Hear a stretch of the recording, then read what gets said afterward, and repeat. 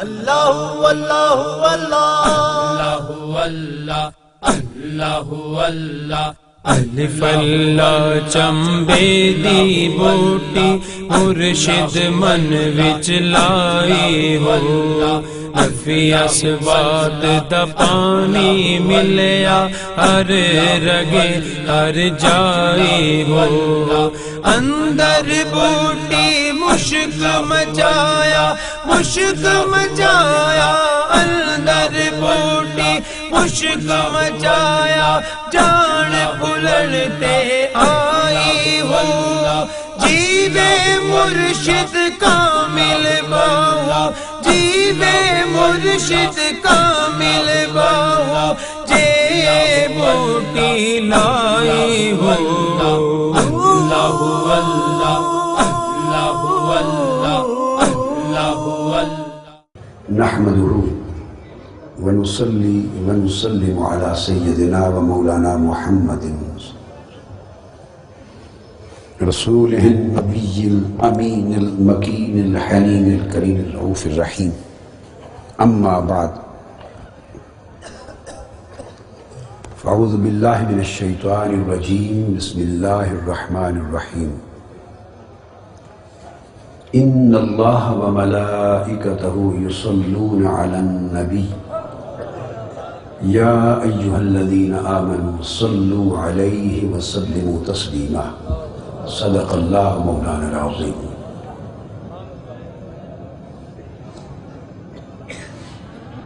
محترم درویش صاحب غزنوی، دیگر جملہ مشائخ اعظام، علماء کرام، دعات و مبلغین،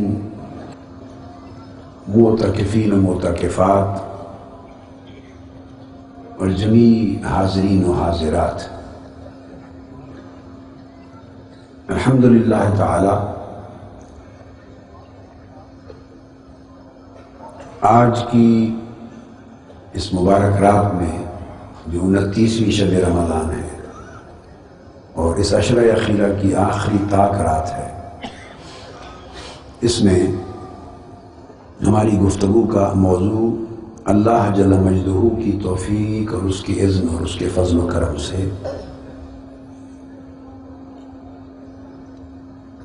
تحریک منہاج القرآن کے زیر اہتمام ملک بھر میں ہر جگہ ممکنہ حد تک حلقات درود قائم کرنا، یہ موضوع ہے۔ کل رات تھا حلقات عرفان القرآن اور حلقات علم القرآن قائم کرنا اور قرآن مجید کے تعلیم و تعلم، قرآن مجید کے علم کو فروغ دینے کے لیے ملک بھر میں حلقات کا قیام، کل یہ موضوع تھا۔ آج گوشہ درود کے زیر اہتمام حلقات درود قائم کرنا ملک بھر میں۔ اس ضمن میں چند ایک سادہ سی باتیں جس سے آپ کے ایمان میں کچھ ذوق پیدا ہو، کچھ عقیدہ میں پختگی پیدا ہو اور کچھ اس کام کو کرنے کے لیے آپ کے ارادوں میں پختگی اور تیزی آئے، اس مقصد کے لیے چند پر اثر باتیں آپ سے کہوں گا۔ آج کا یہ خطاب علمی نوعیت کا نہیں، تذکیری نوعیت کا ہے، تاکہ اس سے تاثیر آپ لیں، اثر لیں اور موٹیویٹ ہوں اور واپس جا کر حلقات درود کے قیام کا آغاز کر دیں۔ آقا علیہ الصلوۃ والسلام پر درود اور درود و سلام، کل رات میں نے آپ کو بتایا کہ یہ اللہ کا ذکر ہے، یہ اللہ کا ذکر ہے اور یہ اللہ کی سنت ہے اور یہ واحد ایک ایسا عمل ہے اور واحد عبادت ہے جو بندہ کرتا ہے حضور علیہ الصلوۃ والسلام پر درود و سلام پڑھ کر تو اللہ کی سنت پر عمل پیرا ہوتا اور اللہ کے ساتھ عمل میں شریک ہوتا ہے. اور اللہ رب العزت نے واحد یہ عمل ہے جس کا امر یعنی حکم دینے سے پہلے اپنے کرنے کی خبر دی. واحد عمل ہے جس کے کرنے کا امر دینے حکم دینے سے پہلے اپنے کرنے کی خبر دی کہ میں نبی صلی اللہ علیہ وآلہ وسلم پر یعنی بے شک اللہ تعالیٰ خود درود بھیجتا ہے، میں بھیجتا ہوں اور میرے ساتھ سب ملائکہ بھیجتے ہیں. پہلے دو خبریں دی ہیں، ہم بھیجتے ہیں، میں بھیجتا ہوں. اس کے بعد امت کو حکم فرمایا ایمان والو تم بھی بھیجا کر، یعنی میرے ساتھ اس سنت میں شریک ہو جاؤ. اور اللہ تعالیٰ اپنے ساتھ کسی کو شریک نہیں ہونے دیتا، یہ اس کی توحید کا تقاضا ہے. ایک اپنے محبوب پر درود و سلام کا ایسا عمل ہے کہ ہر ایک کو دعوت دیتا ہے کہ میرے ساتھ شریک ہو جاؤ. اس لیے گوشہ درود قائم کیا گیا کہ اس بہت بڑی سعادت میں امت شریک ہو سکے. اور تحریک منہاج القرآن کو اللہ رب العزت نے یہ سعادت عطا کی. اب میں چاہتا ہوں کہ ہر یونین کونسل ہر تحصیل میں یہ تو 24 گھنٹے دائماً چلنے والا ہے گوشہ درود، وہاں ویکلی بیسس پہ کر لیں، ہر ویکینڈ پر، مگر ہر ہفتے حلقہ درود قائم ہو، خواہ گھر سے ہی شروع کر لیا جائے. اس سال تحریک منہاج القرآن نے یہ فیصلہ کیا ہے کہ 130 مقامات پر کتنے عرفان القرآن کورس شروع کیے جائیں گے. 130 مقامات پر. کل جو میں نے ساری رات علم کی اہمیت پر بات کی کہ علم کی فضیلت کیا ہے، فروغ علم کی، حلقات علم کی اور مذاکرہ علم کی، اور ساری رات جاگنا مذاکرہ علم میں، ساری رات کی نفلی عبادت سے افضل ہونا. کل رات ساری جو علم کی اہمیت پہ بات ہوئی اور آپ کو وہ حدیث سنائی عجب عجب مضامین پہ مبنی جن میں سے بیشتر پہلے آپ نے نہیں سنی. اور میری اپنی کتاب تحفۃ النقباء فی فضیلت العلم والعلماء میں بھی وہ احادیث درج نہیں کی تھی، میں نے وہ نہیں لی، نہیں سنائی آپ کو. وہ جامع السنہ کی جو کتاب العلم ہے، 20 جلدوں کا جو حدیث کا بڑا ذخیرہ، اس کی کتاب العلم میں میں نے وہ جمع کر دی ہے.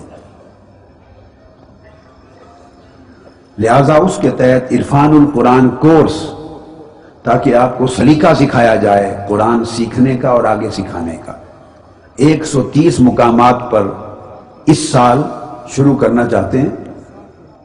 60 دنوں کا کورس تعلیم و تعلم قرآن کا، عرفان القرآن کورس نام ہے.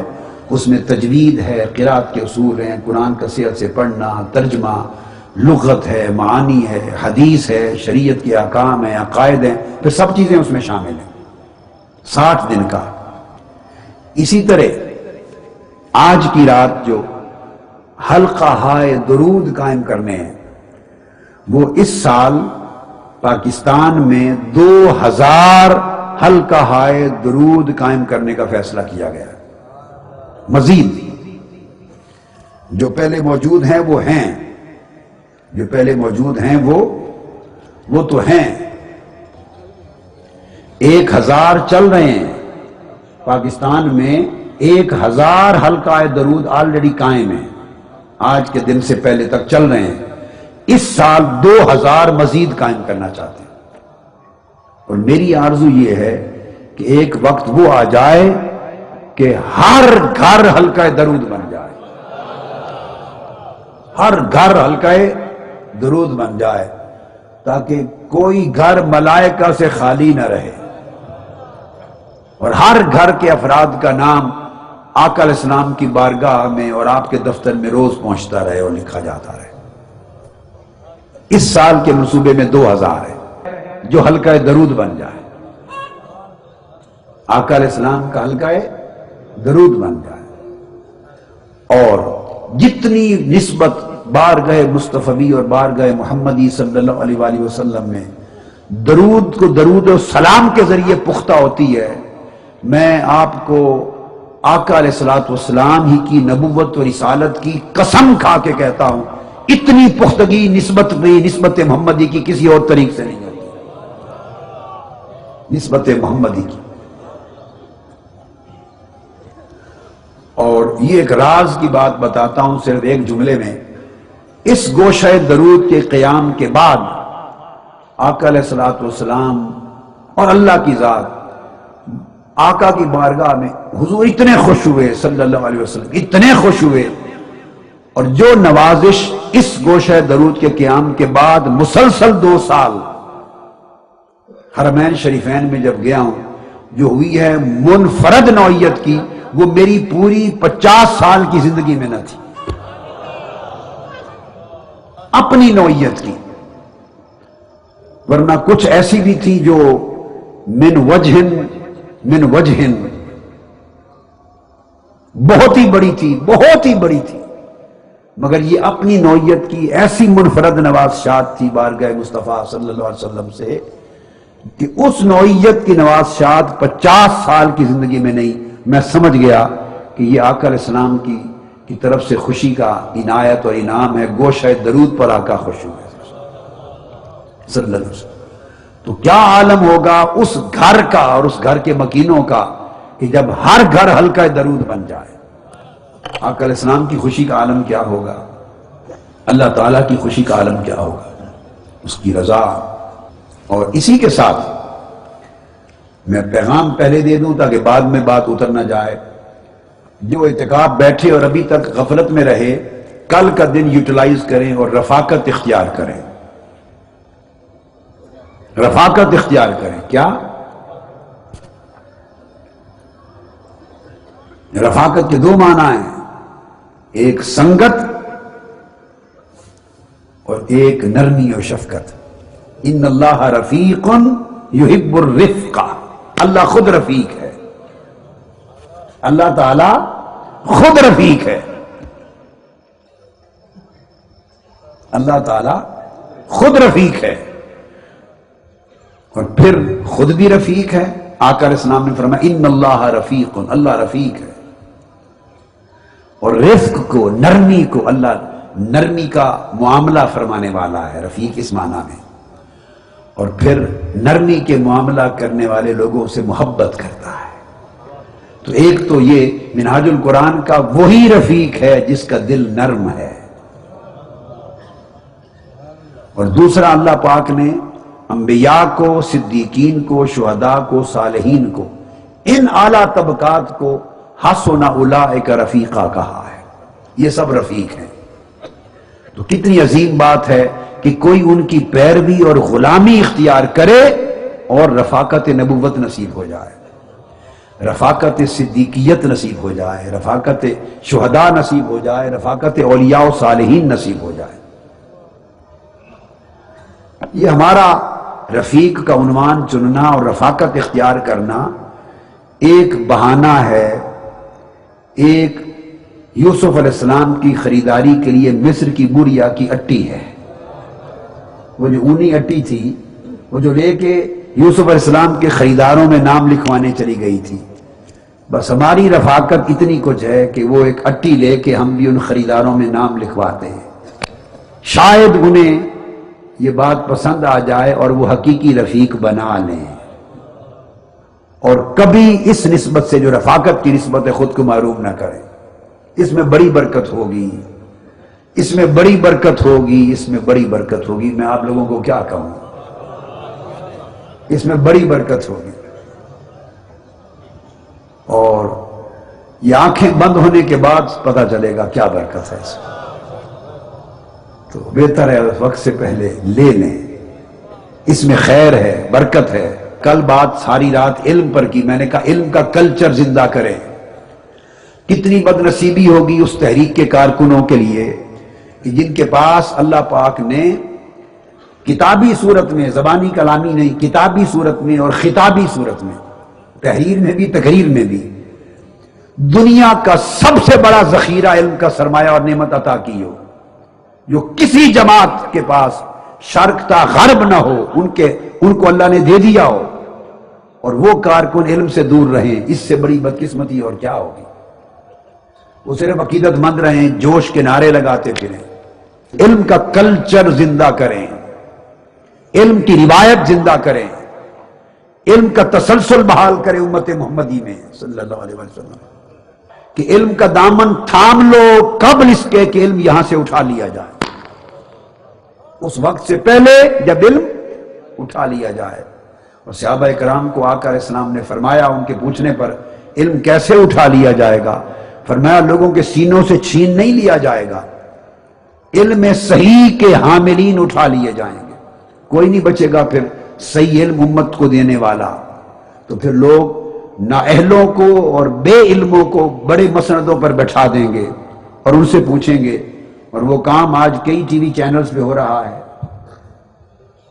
جو حقدار نہیں ہیں اور حامل نہیں ہیں اور وارثان علم محمدی نہیں ہیں، اور وہ اہل علم کہلاتے اور امت کو گمراہ کر رہے ہیں۔ اگر آپ علم کے کلچر کو زندہ نہیں کریں گے تو آپ کی نسلوں کا ایمان کیسے بچے گا؟ خالی عقیدت مندی سے نہیں بچتا، ہاتھ چومنے سے خالی نہیں بچتا، خالی میلاد منانے سے نہیں بچے گا، خالی 11ویں شریف کرنے سے نہیں بچے گا، خالی عرسوں پر جانے سے نہیں بچے گا، پیروں کے ہاتھ پاؤں چومنے سے یا کسی بھی شیخ کے ہاتھ پاؤں چومنے سے عقیدہ اور ایمان نہیں بچے گا۔ یہ سب کچھ جائز ہے، ان سب امور کے پیچھے سنت ہے، یہ مباحات ہیں، مستحسنات ہیں، برکات ہیں، مگر یہ رسوم، یہ طور طریقے، رسمیں آپ کی نسلوں کا عقیدہ اور ایمان بد عقیدگی اور گمراہی کے طوفانوں میں نہیں بچائیں گے۔ اب نہیں بچے۔ کتنے لوگ ہیں جو بزرگوں سے منسلک تھے، ان کے بچے بزرگوں کو گالیاں دیتے، ان کے جیتے جیتے بچوں کے عقیدے بگڑ گئے، بے دین ہو گئے۔ کتنے لوگ ہیں؟ اور پھر کتنے ایسے لوگ ہیں جو بزرگی کا، تصوف کا، پیری فقیری کا نام لیتے ہیں اور ان کا عمل ہی تصوف اور فقیری کی بدنامی کے لیے کافی ہے۔ ان کو دیکھ کر ہی لوگ گمراہ ہو رہے ہیں، صرف ان کا وجود ہی کافی ہے۔ ایسے لوگ کثرت کے ساتھ ہیں، جس گھر میں وہ گھس گئے وہاں عقیدہ ایمان نہیں بچے گا، جو ان کو 2-4 دن ان کا حال دیکھ لے گا۔ نہ نماز پڑھنی، نہ تہجد، نہ روزہ، نہ عبادت، نہ تسبیح، تو سوائے پیسے بٹورنے کا کام ہی کوئی نہیں۔ کئی سجدے کراتے، کئی کچھ ہیں، کوئی فسق و فجور پہ چلتے، کوئی خود جاہل ہے۔ جاہل کیا پیر ہوگا؟ تصورات کو بدلیں، تصورات کو بدلیں۔ عقیدہ اور ایمان علم صحیح سے بچے گا۔ میں نے آپ کو 3 باتیں کہی تھی، علم صحیح، عمل صالح اور اخلاق حسنہ، یاد ہے؟ اور اب اس کو ساتھ جوڑ دیں۔ علم کا طریق بتایا تھا، قرآن اور حدیث، اصل سے جڑو، اصل سے۔ اس مسلک ہمارے میں اہل سنت والجماعت میں بدقسمتی سے قرآن اور حدیث کے علم سے ہی تعلق کمزور پڑ گیا، اور اب اس کو جوڑ دو برکت کے لیے آقا کی نسبت کے ساتھ، اور آقا علیہ السلام کی نسبت درود و سلام سے بہتر کسی اور عمل میں نہیں۔ تو حلقات علم بھی ہوں، حلقات درود بھی ہوں، تو دیکھیے تحریک میں، امت میں کتنی برکتیں پڑ جائیں گی، اس گھر میں، اس محلے میں، آبادی میں کتنی برکتیں ہوں گی جہاں کثرت سے درود پاک پڑھا جائے۔ اور میں آپ کو ضمانت سے کہتا ہوں، اس عمل کو آپ شروع کریں، جاری رکھیں، دیکھیے چند سالوں میں مصطفی انقلاب کی منزل کتنی قریب آ جاتی ہے۔ اسی درود پاک کی برکت نے آپ کو اپنے منزل کے قریب پہنچا دینا ہے،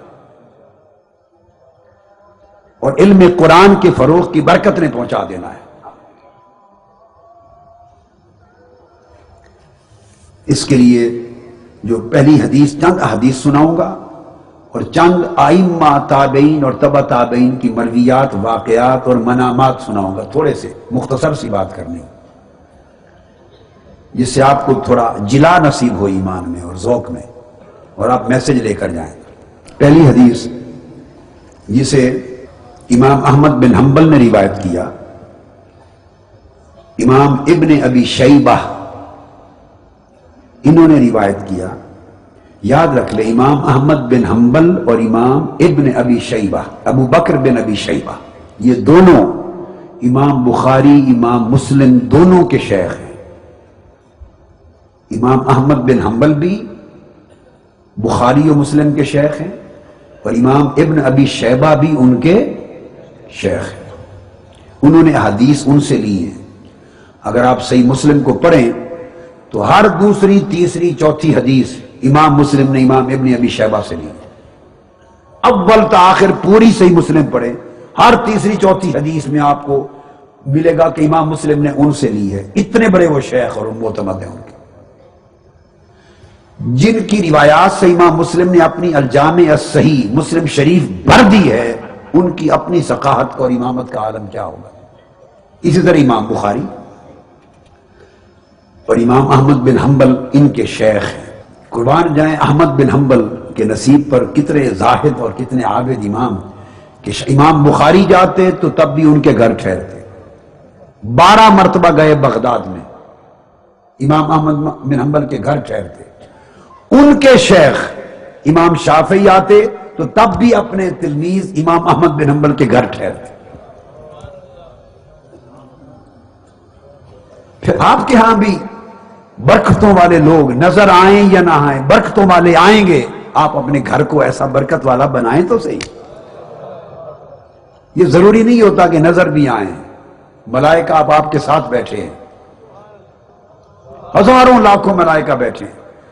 کسی اہل علم سے پوچھیں کوئی اس کا انکار کر سکتا ہے؟ جہاں اللہ کا ذکر ہو، اللہ کے رسول کا ذکر ہو، قرآن کا ذکر ہو، مجلس سے ذکر ہو، درود پاک کی مجلس ہو، اللہ پاک نے لاکھوں کروڑوں ملائکہ بنائے ہی اسی مقصد کے لیے، ان کا اور جاب اور کاروبار اور روزگار اور ان کا کوئی اور کام ہی نہیں ہے، صرف ذکر اور درود کی مجلس سے تلاش کرتے ہیں، جہاں مل جائے وہاں بیٹھ جاتے ہیں۔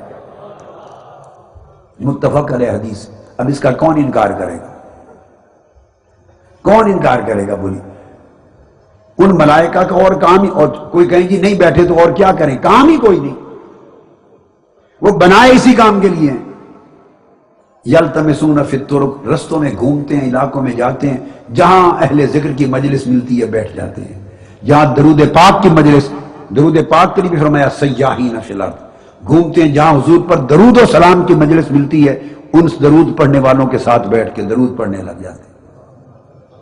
آپ کو نظر تو نہیں آتے؟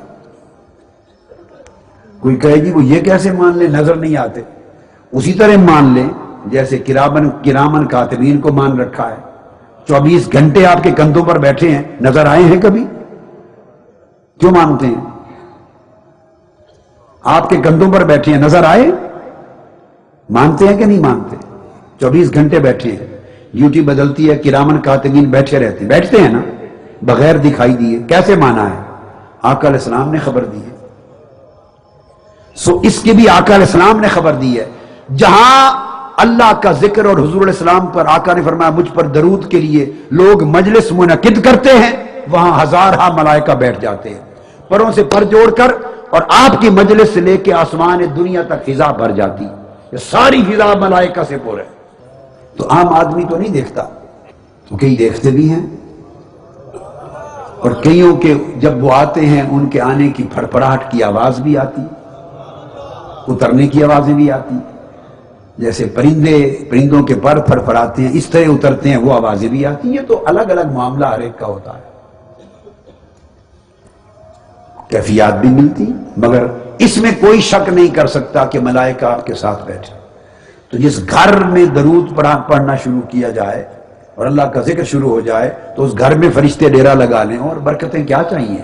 پھر جب فرشتوں کا آنا جانا ہو جائے اور وہ دعائیں کرے آپ کے لیے، رزق میں بھی برکت ہو جائے گی۔ سب کچھ جو آپ یہاں دعائیں کروانے آتے ہیں تو نہ آپ کو ادھر دعاؤں کے لیے کہنے کی حاجت ہوگی اور ہماری بھی جان چھوٹ جائے گی۔ جس گھر میں ملائکہ کا آنا جانا ہو جائے تو پھر ہم کس کھاتے میں؟ ہم تو بیکار سے لوگ ہیں ایسے، بس آپ کو ایک راہ پر لگانا لگ گئے تو بس ٹھیک ہے، پھر ہمیں بھول جائیں۔ گھر برکتوں والا بن جائے گا۔ میرا مقصود ہے کہ آپ کا گھر برکتوں والا ہو جائے۔ ایک امام وہ گزرے ہیں، امام قاضی اسماعیل بن اسحاق القاضی، انہوں نے آقا علیہ السلام پر صلاۃ و سلام کی فضیلت میں کتاب لکھی، اور یہ آپ حیران ہو جائیں گے سن کر، یہ ان تاریخ اسلام میں اور آقا علیہ الصلوۃ والسلام کی امت میں ان پہلی کتابوں میں سے ہے، ابتدائی امت میں تاریخ میں سب سے پہلی جو درود و سلام کی فضیلت پہ لکھی گئی، ان اول امہات الکتب میں سے ہے، اور یہ امام بخاری کے ہم زمانہ ہے۔ امام بخاری پیدا ہوئے 194 ہجری میں، کس میں؟ 194 ہجری میں۔ امام اسماعیل بن اسحاق القادی یہ پیدا ہوئے 199 ہجری میں، 5 سال بعد، ایک زمانہ ہے۔ امام مسلم سے بھی پہلے پیدا ہوئے، تو یہ امام بخاری اور مسلم کے معاصر ہیں۔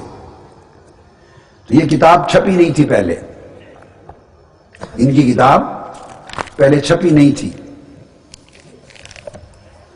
تو میرے پاس جو نسخہ ہے یہ جب دنیا میں پہلی بار چھپی ہے یہ کتاب، پوری تحقیق کے بعد، تو یہ طبع اولیٰ پہلا نسخہ ہے میرے ہاتھ میں۔ اس کے حوالے کل امام دیتے تھے۔ امام ابن القیم نے جب اپنی کتاب لکھی جلاء الافہام درود و سلام کی فضیلت میں، وہ ان کے حوالے دیتے تھے۔ حافظ ابن کثیر اپنی تفسیر ابن کثیر میں جگہ جگہ جب درود و سلام کی، خاص طور پر اس آیت کریمہ کے تحت جتنے احادیث کوٹ کرتے ان کے حوالے سے ان کی روایت کوٹ کرتے۔ اسی طرح امام ابن حجر المکی الدر المندود میں آقا علیہ السلام کے صلاۃ و سلام کی فضیلت میں پوری کتاب لکھی، وہ ان کے حوالے دیتے، ان کی روایت دیتے۔ یہ صاحب قاموس امام مجد الدین محمد بن یعقوب الفیروز آبادی، انہوں نے الصلاۃ والبشر کتاب لکھی درود و سلام کی فضیلت میں، ان کی روایتیں لی اور ان پر اعتماد کیا۔ امام سخاوی جو حدیث اور اصول حدیث کے امام ہیں، القول البدیع لکھی، ان پر اعتماد کر کے ان کی روایات لی۔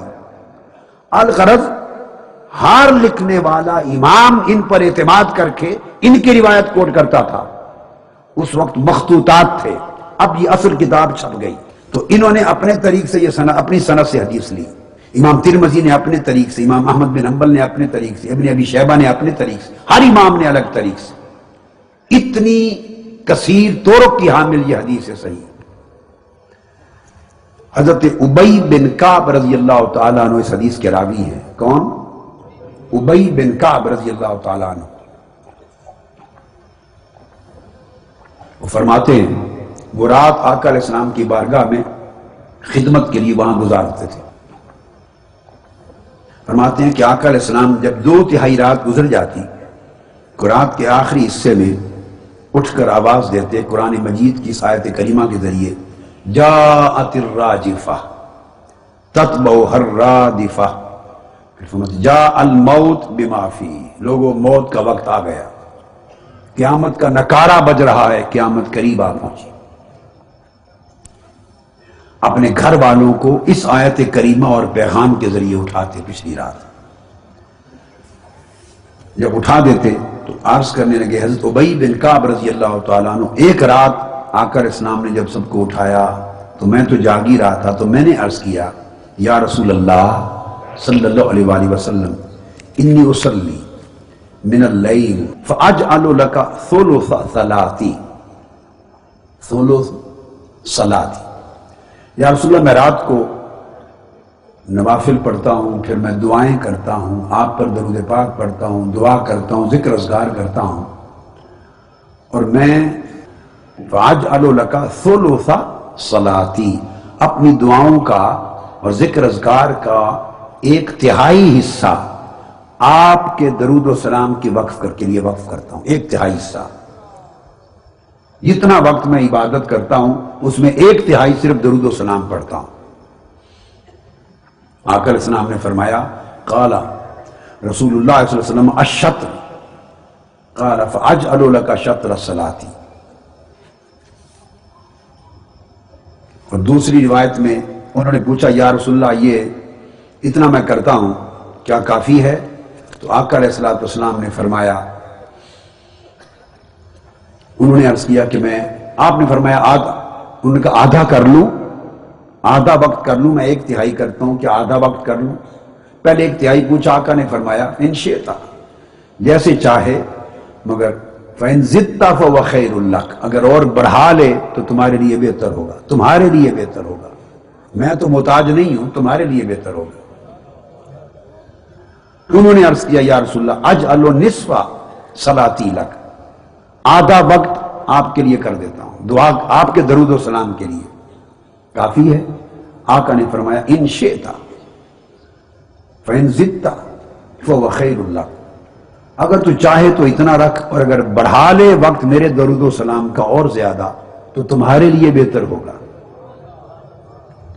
عرض کیا اجعل ثلثی صلاتی لک، یا رسول اللہ میں آپ کے لیے اب آپ کے درود و سلام کا وقت 2/3 کر دیتا ہوں، 2/3، الثلثان وفی روایت، 2/3 کر دوں، کافی ہے؟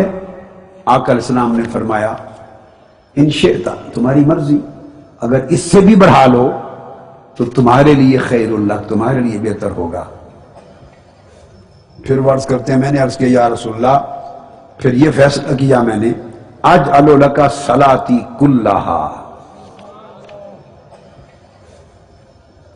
کہ میں یا رسول اللہ اپنی سارا وقت ذکر و اذکار کا آپ کے درود و سلام کی نظر کر دیتا ہوں، اور سوائے آپ کے درود و سلام کے اب اور کوئی ذکر کروں گا ہی نہیں، کوئی اور دعا مانگوں گا ہی نہیں، ساری رات جتنی دیر جاگوں گا صرف آپ پر ہی درود و سلام پڑھوں گا۔ جب انہوں نے یہ عرض کیا، ابی بن کعب رضی اللہ تعالیٰ عنہ فرماتے ہیں جب میں نے یہ عرض کیا تو آقا علیہ السلام نے فرمایا اذن یکفیک اللہ ہم الدنیا و ہم الآخرہ، اگر یہ کر لو کہ سارا وقت مجھ پر درود و سلام ہی پڑھتے رہو، اگر یہ کر لو تو پھر تو اللہ تجھے دنیا اور آخرت کے ساری حاجتوں میں اللہ کافی ہو جائے گا، پھر تمہیں اور کسی چیز کی ضرورت نہیں رہے گی، دنیا اور آخرت میں ہر کام میں میرا درود تمہارے لیے حاجت روا بن جائے گا، اللہ حاجت روائی کر دے گا اسی درود کے صدقے، ہر کام دنیا اور آخرت کا سمجھ جائے گا۔ اور یہ الفاظ بھی آئے، فرمایا اذن یغفر لک ذنبک کلہ، اگر سارا وقت صرف مجھ پر درود و سلام پڑھنے میں گزار دو تو آقا علیہ السلام نے فرمایا تمہارے سارے گناہ معاف کر دیے جائیں گے، کوئی چھوٹا بڑا گناہ ہی نہیں چھوڑا جائے گا، ادھر درود پڑھتے جاؤ گے ادھر گناہ مٹائے جائیں گے۔ یہ حدیث پاک ہے جس کو میں نے آپ کو بتایا اتنے طرق سے ائمہ حدیث نے روایت کیا، اور امام عبد الرزاق نے بھی اپنی مصنف میں، الغرض بے شمار اور ائمہ نے ہر ایک نے اپنے اپنے طریق سے کثرت کے ساتھ روایت کی یہ حدیث۔ تو اس سے یہ معلوم ہوا دو باتیں، کہ آقا علیہ السلام نے اس امر کی نہ صرف اجازت دی بلکہ ان کے پوچھنے پر امر فرماتے گئے، اشارتاً امر فرماتے گئے، اشارتاً ترغیب دیتے گئے کہ وقت اور بڑھاؤ میرے درود و سلام کا، میرے درود و سلام کا وقت اور بڑھاؤ، تمہارے لیے بہتر ہے، میں تو محتاج نہیں، تم میں سے کوئی بھی نہ پڑھے تو میرا تب بھی کچھ نہیں فرق پڑتا، میرا تو اللہ ہی کافی ہے مجھ پہ درود و سلام کے لیے، تو اللہ کا درود ہی میرے لیے کافی ہے، تو مجھے اور کس کی حاجت ہے، لیکن خیر اللہ تمہارے لیے بہتر یہ ہے، ایک بات۔ اور دوسری بات آقا علیہ السلام کی حدیث صحیح نے صراحتاً اس بات کا امر دے دیا کہ اگر کوئی شخص سارے اذکار چھوڑ کر صرف درود و سلام پڑھتا رہے، نفلی اذکار، تو یہ بھی آقا علیہ السلام کی سنت ہو جائے گی، کیونکہ آپ نے امر دیا، آپ نے امر دیا، اور اس پر فرمایا کہ سب گناہ معاف ہو جائیں۔ اب بولیے تو آقا علیہ السلام نے گویا گوشہ درود قائم کروا دیا یا نہیں؟ بولیے، جب کہا ہر رات جتنی دیر جاگو صرف مجھ پہ درود و سلام ہی پڑھتے رہو، تم مجھ پہ درود و سلام پڑھتے رہو، رب تمہارے کام کرتا رہے، تو آقا علیہ السلام نے گوشہ درود کھلوا دیا، اللہ نے کھلوا دیا، ملائکہ مقرر کر کے ادھر پوری دنیا میں ملائکہ کو متعین کر دیا، گلیوں میں گھومو پھرو، ہر گھر دیکھو، ہر مسجد دیکھو، جہاں مجھ پر درود و سلام کی مجلس ہو بیٹھ جاؤ ان کے ساتھ۔ ادھر قبر انور کے پاس ملائکہ مقرر کر کے کھڑے کر دیے ڈیوٹی دار، ہر وقت جو درود پاک پڑھے رجسٹر میں میری بارگاہ میں پیش کرتے جاؤ۔ خود بھی سنتے ہیں اور ملائکہ بھی پیش کرتے ہیں۔ ان کی بارگاہ اور دربار کی شایان شان یہ ہے۔ ادھر وہ کر دیا۔ اگر آپ کے ذہن میں کبھی یہ سوال آئے کہ اگر خود سنتے ہیں آقا علیہ السلام ہمارا درود و سلام اور خود جانتے ہیں تو پھر ملائکہ کیوں پیش کرتے ہیں رجسٹر کی، یا رسول اللہ فلاں نے درود پیش کیا ہے، وہ کیوں پیش کرتے ہیں؟ کیا اس کا معنی یہ تو نہیں کہ حضور خود نہیں سنتے؟ نہیں، خود سنتے ہیں صلی اللہ علیہ وسلم، مگر ملائکہ اس لیے پیش نہیں کرتے کہ آقا سنتے نہیں۔ وہ حضور کے دربار عالی کی اور بڑی درباروں کی شان یہ ہوتی ہے، وہ بے شک خود دیکھتے سنتے ہوں سب کچھ، مگر طریقہ ادب کا یہ ہوتا ہے کہ بارگاہ میں رجسٹر پیش کیا جائے، اسی طرح پیش کیے جاتے ہیں جیسے ہمارا ہر عمل اللہ تعالیٰ خود دیکھتا ہے، مگر ملائکہ ہر روز صبح و شام لکھا ہوا اللہ کی بارگاہ میں پیش کرتے ہیں۔ تو ملائکہ کے پیش کرنے کا اللہ کی بارگاہ میں کیا یہ معنی لیا جائے گا کہ اللہ نہیں دیکھتا؟ اگر اللہ دیکھتا ہے پھر بھی ملائکہ پیش کرتے ہیں، اسی طرح حضور سنتے ہیں پھر بھی ملائکہ پیش کرتے ہیں۔ وہی معنی جو وہاں کر لیں گے وہی یہاں ہو جائے گا، ایک ہی قاعدہ۔ اب ایک اگلی حدیث بڑی ایمان افروز، اس میں ایک علمی نکتہ وہ علماء کے لیے، ان کے لیے تحفہ ہو جائے گا آج کی رات کا، علماء کے لیے علم کا تحفہ ہو۔ وہ حدیث جو اب روایت اس کی سنا رہا ہوں،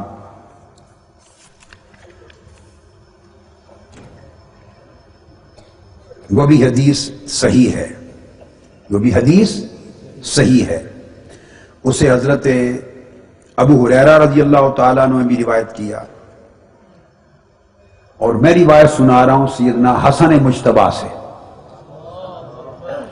امام ابو داؤد نے روایت کیا اپنی سنن میں، امام احمد بن حنبل نے روایت کیا اپنی سنن میں، اور پھر تمام ائمہ نے مختلف اسانید کے ساتھ ان کو آگے لیا اور اس کی تصحیح کی۔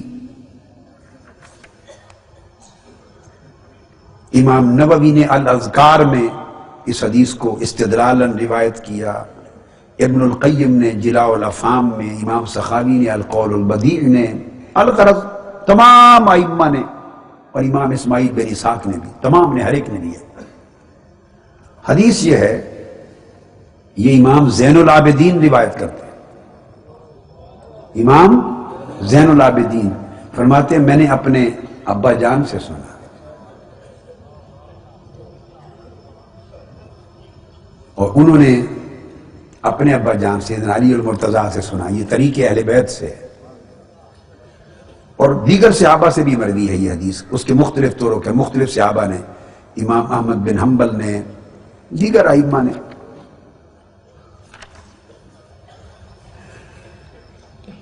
اس کے اسناد صحیح ہے۔ امام نسائی نے بھی سنن الکبریٰ میں، اور اس کو امام سعید بن منصور نے، امام ابن ابی عاصم نے، اور اس سے پہلے میں آپ نے بتا دیا ائمہ حدیث کا، ابو داؤد نے، اور سب امام ائمہ نے روایت کیا۔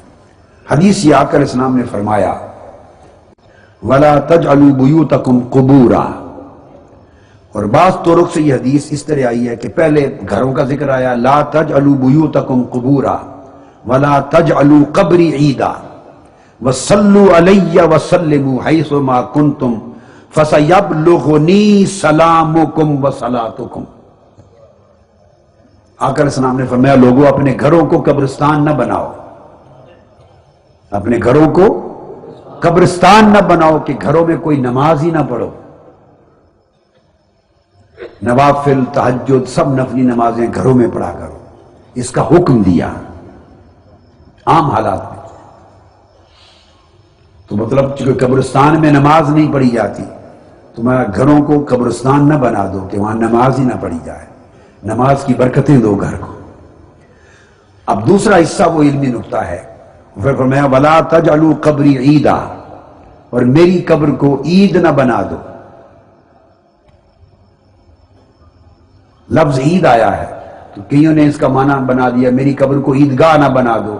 جس طرح بھیڑ لگ جاتی ہے عیدگاہ میں، عید پہ لوگ آتے ہیں اور میلہ لگ جاتا ہے، بھیڑ ہوتی ہے، اس طرح کثرت کے ساتھ بعض لوگوں نے یہ معنی نکال لیا جو حدیث پاک میں نہیں تھا. اس طرح بھیڑ لگا کے میری معاذ اللہ ثابت کرنا چاہا کہ منع فرمایا میری قبر پہ ہجوم در ہجوم، قافلے در قافلے، اور اس طرح نہ آیا کرو معاذ اللہ. آقا علیہ السلام کے فرمان کا نہ یہ معنی اور منشا تھا نہ ہے، یہ منشا نہیں، بلکہ دراصل اس کا معنی یہ لا تجعلوا قبری عیدا.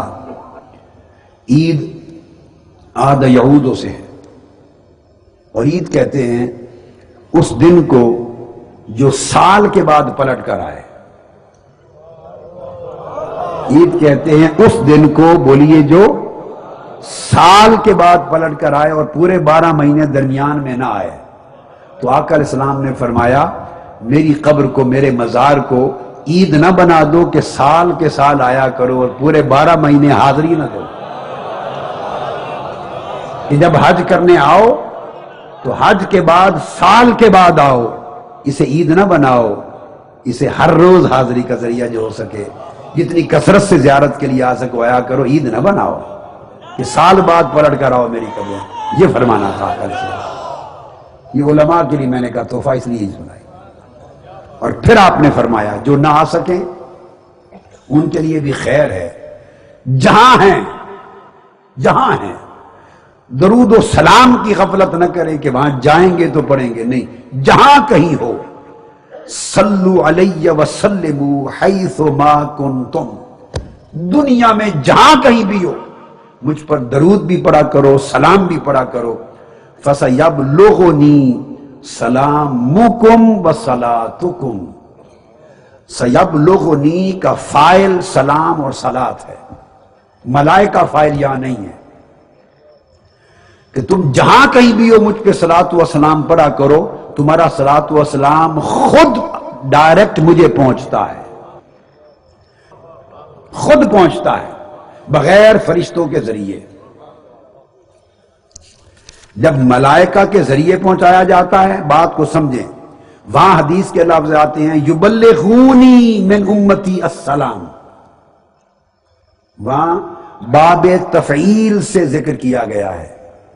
یہ بات بڑی توجہ کی بات ہے. باب تفعیل تبلیغ سے، یبلغونی کہ ملائکہ مجھے سلام پہنچاتے ہیں. ان للہ فی الارض ملائکۃ سیاحین یبلغون من امتی السلام. اللہ تعالیٰ نے روئے زمین پر اتنے ہزاروں لاکھوں ملائکہ مقرر کر رکھے ہیں جو گھومتے رہتے ہیں، اور جہاں جہاں میرا امتی مجھ پہ درود و سلام پڑھتا ہے وہ اس کا سلام مجھے پہنچاتے ہیں. تو دونوں طریقوں سے ہے. جہاں ملائکہ کے ذریعے جاتا ہے وہاں یہ لفظ آتا ہے یبلغونی. یبلغ، بلغ یبلغ تبلیغاً، باب تفعیل سے، وہاں تبلیغ کے مصدر سے فرمایا، یا اس طریق سے فرمایا، یا فرمایا دو باتیں، ان صلاتکم معروضۃ علیہ، کہ تمہارا صلاۃ اور سلام مجھ پر پیش کیا جاتا ہے. یہاں صلاۃ مفعول ہو گیا، صلاۃ اور سلام کیا مفعول ہو گئے، ملائکہ پیش کرنے والے فاعل بن گئے. یا فرمایا کہ وہ پہنچاتے ہیں، یا فرمایا کہ وہ مجھ پر پیش کیا جاتا ہے. تو ملائکہ کے ذریعے پیش ہونے کے لیے دو لفظ آقا علیہ السلام نے استعمال فرمائے احادیث صحیحہ میں، یا یبلغونی یا معروضۃ علیہ. اب میں الگ حدیث بتا رہا ہوں باب ابلاغ سے، بالغہ سے فعل سے. یہاں آقا علیہ السلام نے فرمایا فسیبلغنی، بالغہ یبلغ، یہ بالغہ سے ہے، تبلیغ سے نہیں. یہ ثلاثی مجرد سے حرفی فعل ہے. فرمایا کہ تمہارا صلاۃ و سلام بغیر ملائکہ کے خود مجھے پہنچتا ہے. یہاں فسیبلغنی کا فاعل سلام اور صلاۃ خود ہے. سلام پر بھی پیش ہے، صلاۃ پر بھی پیش ہے، رفع کے ساتھ آئے ہیں، ضمہ کے ساتھ.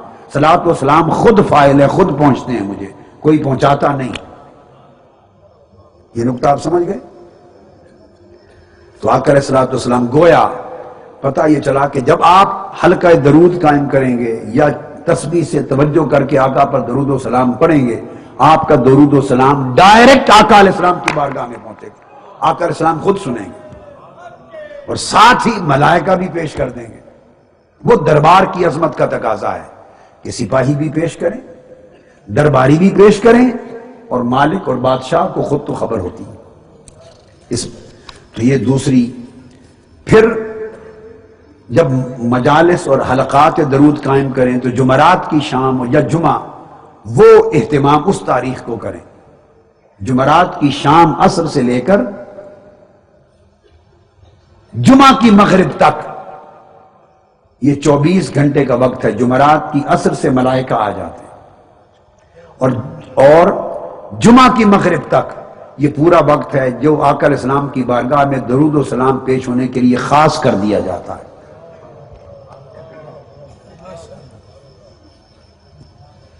آپ نے فرمایا ان من افضل ایامکم یوم الجمعہ فیہ خلق آدم وفیہ قبض وفیہ نفخ وفیہ صعق فاکثروا علی من الصلاۃ۔ جمعہ کا دن افضل دنوں میں سے ہے، فرمایا جمعہ کے دن کثرت سے درود و سلام کیا کرو، کثرت کیا کرو، کہ یہ وہ دن ہے فإن صلاتکم معروضۃ علی، اس دن بطور خاص تمہارے درود و سلام مجھے پیش ہوتے ہیں۔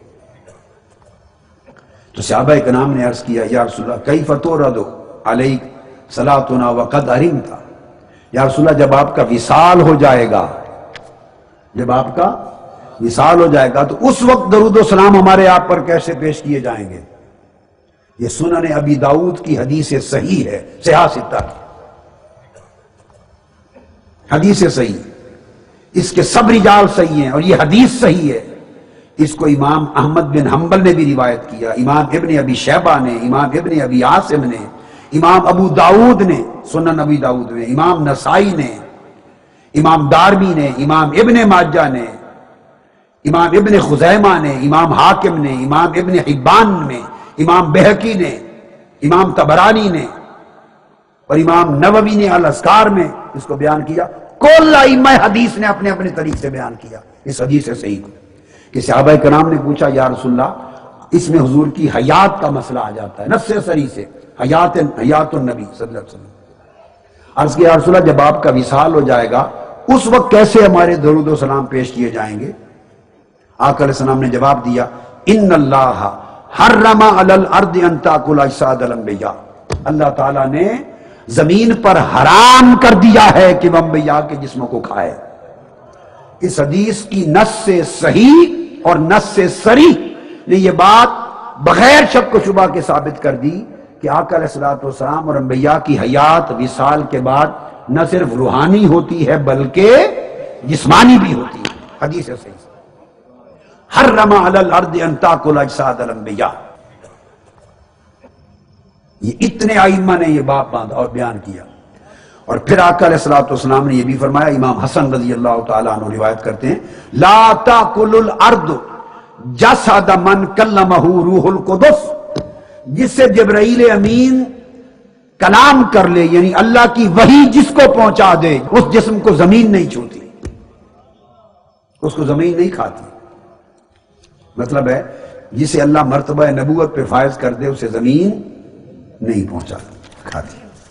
تو آقا علیہ الصلوۃ والسلام نے یہ برکتیں باقی تو آپ نے سن رکھی ہیں کہ نیکیاں بھی ملتی ہیں، درجات بھی ملتے ہیں، گناہ بھی معاف ہوتے ہیں۔ آقا علیہ السلام خود بھی جواب دیتے ہیں، آقا علیہ السلام خود بھی جواب دیتے ہیں، اور خود جواب دینا درود و سلام کا یہ بھی حدیث صحیح ہے اور سیاستہ میں سنن ابی داؤد میں آئی ہے، باب و زیارت القبور ابو داؤد شریف میں، اور مسند احمد بن حنبل میں بھی ہے، اور امام بہقی کی سنن کبریٰ میں بھی ہے، شعب الایمان میں بھی ہے، طبرانی میں بھی ہے، کنز المال، ہر امام نے پھر اپنے اپنے طریق سے اس کی روایت کی، حدیث صحیح۔ ابو ہریرہ رضی اللہ تعالیٰ عنہ راوی ہیں ان رسول اللہ صلی اللہ علیہ وسلم قال ما من احد یسلم علی الا رد اللہ علی روحی حتی ارد علیہ السلام، کوئی مسلمان روئے زمین پر کائنات ارضی میں کوئی مسلمان ایسا نہیں ہے جو مجھ پر درود و سلام پڑھے اور میں اس کا جواب نہ دوں۔ کائنات ارضی میں کوئی مسلمان ایسا نہیں. فرمایا ما من احد یسلم علیہ، کوئی ایک شخص نہیں ایسا جو مجھ پر سلام پڑھے، جو مجھ پر سلام پڑھے اور میں اس کا جواب نہ دوں. آقا علیہ السلام نے فرمایا جو شخص بھی مجھ پہ سلام پڑھتا ہے اللہ رب العزت نے میری روح میرے جسم میں واپس لوٹا دی ہوئی ہے، میری روح مجھ میں واپس لوٹا دی ہوئی، حتیٰ ارد علیہ السلام، میں خود اپنی زبان سے اس کے سلام کا جواب دیتا ہوں. یہ الگ بات کہ کوئی سنے یا نہ سنے، سننے نہ سننے پر موقوف نہیں ہے. آقا علیہ السلام نے اعلان فرما دیا کہ میں خود اس کے سلام کا جواب دیتا ہوں. اس کے بعد یہی جو میں نے حدیثیں آپ کو سنائیں، ان کو امام ابن القیم نے، جو علامہ ابن تیمیہ کے اکابر معتمد شاگردوں میں اکابر معتمد شاگرد ہیں، ابن القیم، انہوں نے جلاء الافہام میں یہ ساری حدیثیں روایت کی جو میں نے آپ کو بتائی. یبلغنی اینما کنتم، درود و سلام خود پہنچتا ہے، اور اسی طرح فإن صلاتکم تبلغنی، تمہارا درود خود مجھ کو پہنچتا ہے، تمہارا سلام خود مجھ کو پہنچتا ہے. تو گویا ہر امام نے اعتماد کیا اس حدیث پر. اب کچھ واقعات کی طرف جو منامی ہیں وہ دو چار سناتے ہیں، اور ابتدا کرتا ہوں امام ابن القیم ہی سے، جو علامہ ابن تیمیہ کے شاگرد، انہوں نے جلاء الافہام میں بیان کیا، روایت کیا جلاء الافہام میں. اور وہ بیان کرتے ہیں جو میں کوٹ کر رہا ہوں،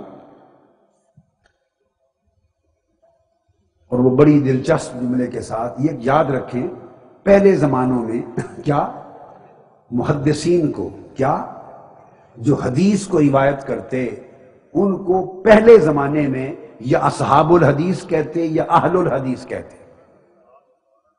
یہ ایک اصطلاح تھی، یاد رکھ لیں ہمیشہ. اس سے مراد وہ اہل حدیث نہیں ہیں جس معنی میں آج بعض لوگوں کو کہا جاتا ہے. وہ اہل الحدیث سے مراد لیتے روات حدیث، محدثین، ائمہ حدیث. کیا مراد لیتے؟ ائمہ حدیث. یہ ان کی اصطلاح تھی.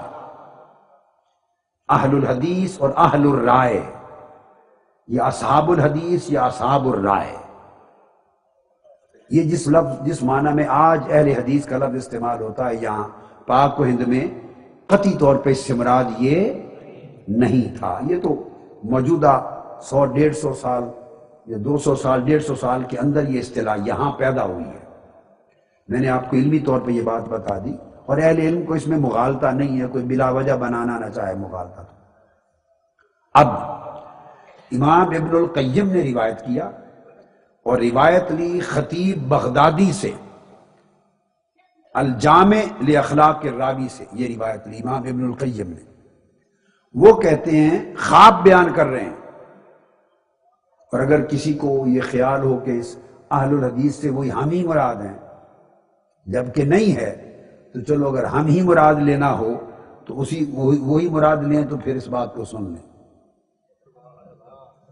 علامہ ابن القیم روایت کرتے ہیں قال بعض اہل الحدیث، یعنی بعض مراد بعض ائمہ حدیث نے یہ کہا کہ ایک شخص فوت ہو گیا. انہوں نے بیان کیا کہ میرا ایک پڑوسی تھا ایک شخص، اور میرا وہ پڑوسی فوت ہو گیا، اور اس کو خواب میں دیکھا. اور فرماتے ہیں یہ خواب روایت کیا کئی ائمہ حدیث نے، جس کا مطلب ہے مختلف ائمہ نے الگ الگ خواب دیکھے، یا کسی ایک نے دیکھا تو بعض ائمہ حدیث نے اس کو روایت کیا. اس کو خواب میں دیکھا تو وہ امام الحدیث، وہ فرماتے ہیں ما فعل اللہ بک، پڑوسی سے پوچھا وفات کے بعد خواب میں کہ اللہ نے تیرے ساتھ کیا معاملہ کیا، بتاؤ اللہ نے تمہارے ساتھ کیا معاملہ کیا. قال غفر لی، اس نے بتایا اللہ نے مجھے معاف کر دیا، مجھ کو بخش دیا.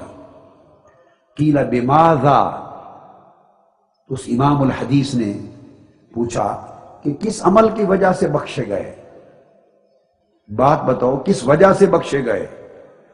اب نمازیں بھی ہیں، روزے بھی ہیں، حج بھی ہے، زکوٰۃ بھی ہے، اعمال صالحہ، صدقات، خیرات، تبلیغ دین، سب کچھ ہے۔ پتہ نہیں کتنے اعمال اس کے پلے میں ہوں گے، مگر پوچھا بخشش کس وجہ سے ہوئی؟ حلقات درود قائم کرنے کی بات کر رہا ہوں، ذرا سوچئے۔ اور بیان کرنے والے کوئی محض کوئی ایسے آدمی نہیں ہے جن کی بات کو کوئی کمزور کہہ دے۔ یہ علامہ ابن تیمیہ کے پائے کے، حافظ ابن کثیر کے پائے کے امام ہیں، حدیث میں، تفسیر میں، علم میں، عقیدہ میں۔ علامہ ابن القیم انہی کے شاگرد، ان کے مذہب کے سب سے بڑے علمبردار کہا جاتا ہے، کہنے والے کہتے ہیں۔ تو ان سے پوچھا کس عمل کے سبب بخشے گئے؟ اور یہی چیز خطیب بغدادی، بہت بڑے محدث ہیں امام، انہوں نے اصول حدیث کی کتاب الجامع لاخلاق الراوی میں بیان کی، اصول حدیث کی کتاب میں اسی واقعہ کو۔ اور وہ فرماتے ہیں کہ کس وجہ سے بخشے گئے، اور خطیب بغدادی کی حدیث نمبر 566 اور 567 ہے۔ وہ جواب دیتے ہیں صرف اس وجہ سے بخشش ہو گئی، کنت اذا کتبت ذکر رسول اللہ صلی اللہ علیہ وآلہ وسلم فی الحدیث کتبت صلی اللہ علیہ وآلہ وسلم۔ وہ جو فوت ہوئے وہ بھی محدث تھے، یا وہ راوی حدیث تھے، یا کاتب حدیث تھے، حدیث کی کتابت کرتے تھے، لکھتے تھے۔ انہوں نے کہا صرف اس وجہ سے بخشا گیا، بس اور کوئی عمل کام نہیں۔ ایک عمل سے بخشا گیا کہ میں جب بھی آقا علیہ السلام کا ذکر لکھتا تھا اور حضور کا اسم پاک آتا تھا تو زندگی میں کبھی بھی اسم پاک آقا علیہ السلام کا لکھ کر میں نے کبھی کوتاہی نہیں کی، اسم پاک کے ساتھ ہمیشہ صلی اللہ علیہ وآلہ وسلم لکھتا۔ میرے اس درود پاک لکھنے کے سبب خدا نے معاف کر دیا۔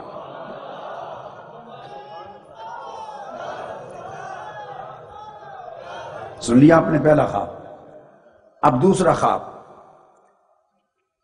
اب کوئی کہے کہ یہ خواب ہیں تو میرے خواب نہیں ہیں بھائی، میرے خواب ہو تو بھی شک نہ مانی ہے، اور میں روایت نہیں کر رہا ہوں، امام ابن القیم روایت کر رہے ہیں، اور امام حدیث اصول الحدیث میں خطیب بغدادی روایت کر رہے ہیں، ابن القیم ہے، میں نہیں روایت کر رہا۔ یہ ان سے پوچھئے کہ خوابوں کو مانتے ہیں کہ نہیں مانتے، جنہوں نے اپنی کتاب میں سند کے طور پہ لکھا ہے۔ اور اگر یہ حجت نہیں ہے اور ان پر اعتماد نہیں ہوتا اور ان سے اصول اخذ نہیں ہوتے تو اتنے بڑے امام عقیدہ اور امام العلم نے ان کو نقل کیوں کیا ہے؟ میری بات آپ سمجھیں۔ دوسرا بیان کرتے ہیں علامہ ابن القیم امام عبداللہ بن عبد الحکم کی روایت سے، اور یہ جو خواب اب بیان کر رہے ہیں امام شافعی کا خواب ہے، یعنی امام شافعی وصال کے بعد اپنے ایک تلمیذ تلامذہ میں سے کسی ایک امام کو خواب میں ملے، ائمہ حدیث و فقہ میں سے کسی ایک کو امام شافعی خواب میں ملے، اور اس کو روایت کیا امام بہقی نے، جلیل القدر امام نے، امام بہقی نے مناقب الشافعی میں، اور امام ابو القاسم التیمی نے الترغیب والترہیب میں، اور امام سخاوی نے القول البدی میں، کل ائمہ نے اس خواب کو روایت کیا، اور علامہ ابن القیم نے جلاء الافہام میں۔ عبداللہ بن عبد الحکم روایت کرتے ہیں کہ امام شافعی کو میں نے خواب میں وصال کے بعد دیکھا، وفات کے بعد، اور میں نے ان سے پوچھا، سیدنا امام شافعی رضی اللہ تعالیٰ عنہ سے میں نے پوچھا وَقُلْتُ مَا فَعَلَ اللَّهُ بِكَ، اے امام شافعی وفات کے بعد اللہ نے آپ کے ساتھ کیا معاملہ کیا؟ قال رحمنی وغفر لی وزفنی الی الجنہ، فرماتے ہیں اللہ نے مجھے معاف کر دیا اور مجھ پہ رحم فرما دیا، مجھ پر رحم فرما دیا، اور مجھے جنت میں اس طرح لے جایا گیا کما یزف بالعروس، جیسے دلہن کو لے جایا جاتا ہے یا دلہا کو لے جایا جاتا ہے، مجھے دلہا بنا کر جنت میں اس شان کے ساتھ لے جایا گیا، اس اکرام اور انعام اور اعزاز کے ساتھ۔ انہوں نے پوچھا، امام عبداللہ بن عبدالحکم کہتے ہیں، پوچھا کہ یقول لک بما فی، یہ کس وجہ سے، بما بلغت ھذہ الحال، کس عمل کی وجہ سے آپ اس مقام و مرتبہ تک پہنچے اور اللہ نے یہ معاملہ آپ کے ساتھ کیا، کس وجہ سے یہ ہوا؟ تو انہوں نے جواب دیا، بما فی کتاب الرسالہ من الصلاۃ علی النبی صلی اللہ علیہ وآلہ وسلم، صرف اس وجہ سے کہ میں نے اپنی کتاب، ان کی ایک کتاب جو امام شافعی نے لکھی اس کا نام ہے الرسالہ، اصول فقہ میں امام شافعی کی کتاب ہے، اور ان کی فقہ میں کتاب الام ہے، الام، اور اصول فقہ میں ان کی کتاب ہے الرسالہ۔ فرمایا میں نے اپنی کتاب الرسالہ میں جس انداز کا درود پاک لکھا ہے، درود و سلام آقا علیہ السلام کی ذات اقدس پر، بس وہ میرا سیکھا جو درود کے لکھنے کا میں نے ایجاد کیا، لکھا، اس کے سبب سے میری بخشش کر دی اور مجھے یہ مقام و مرتبہ عطا کیا۔ قلت فکیف ذالک، وہ کہتے ہیں میں نے خواب میں پوچھا وہ سیغہ کیا ہے، آپ نے کس طرح کا درود لکھا ہے اپنی کتاب الرسالہ میں جس کے سبب اللہ نے اس شان کے ساتھ آپ کو جنت بھیجا؟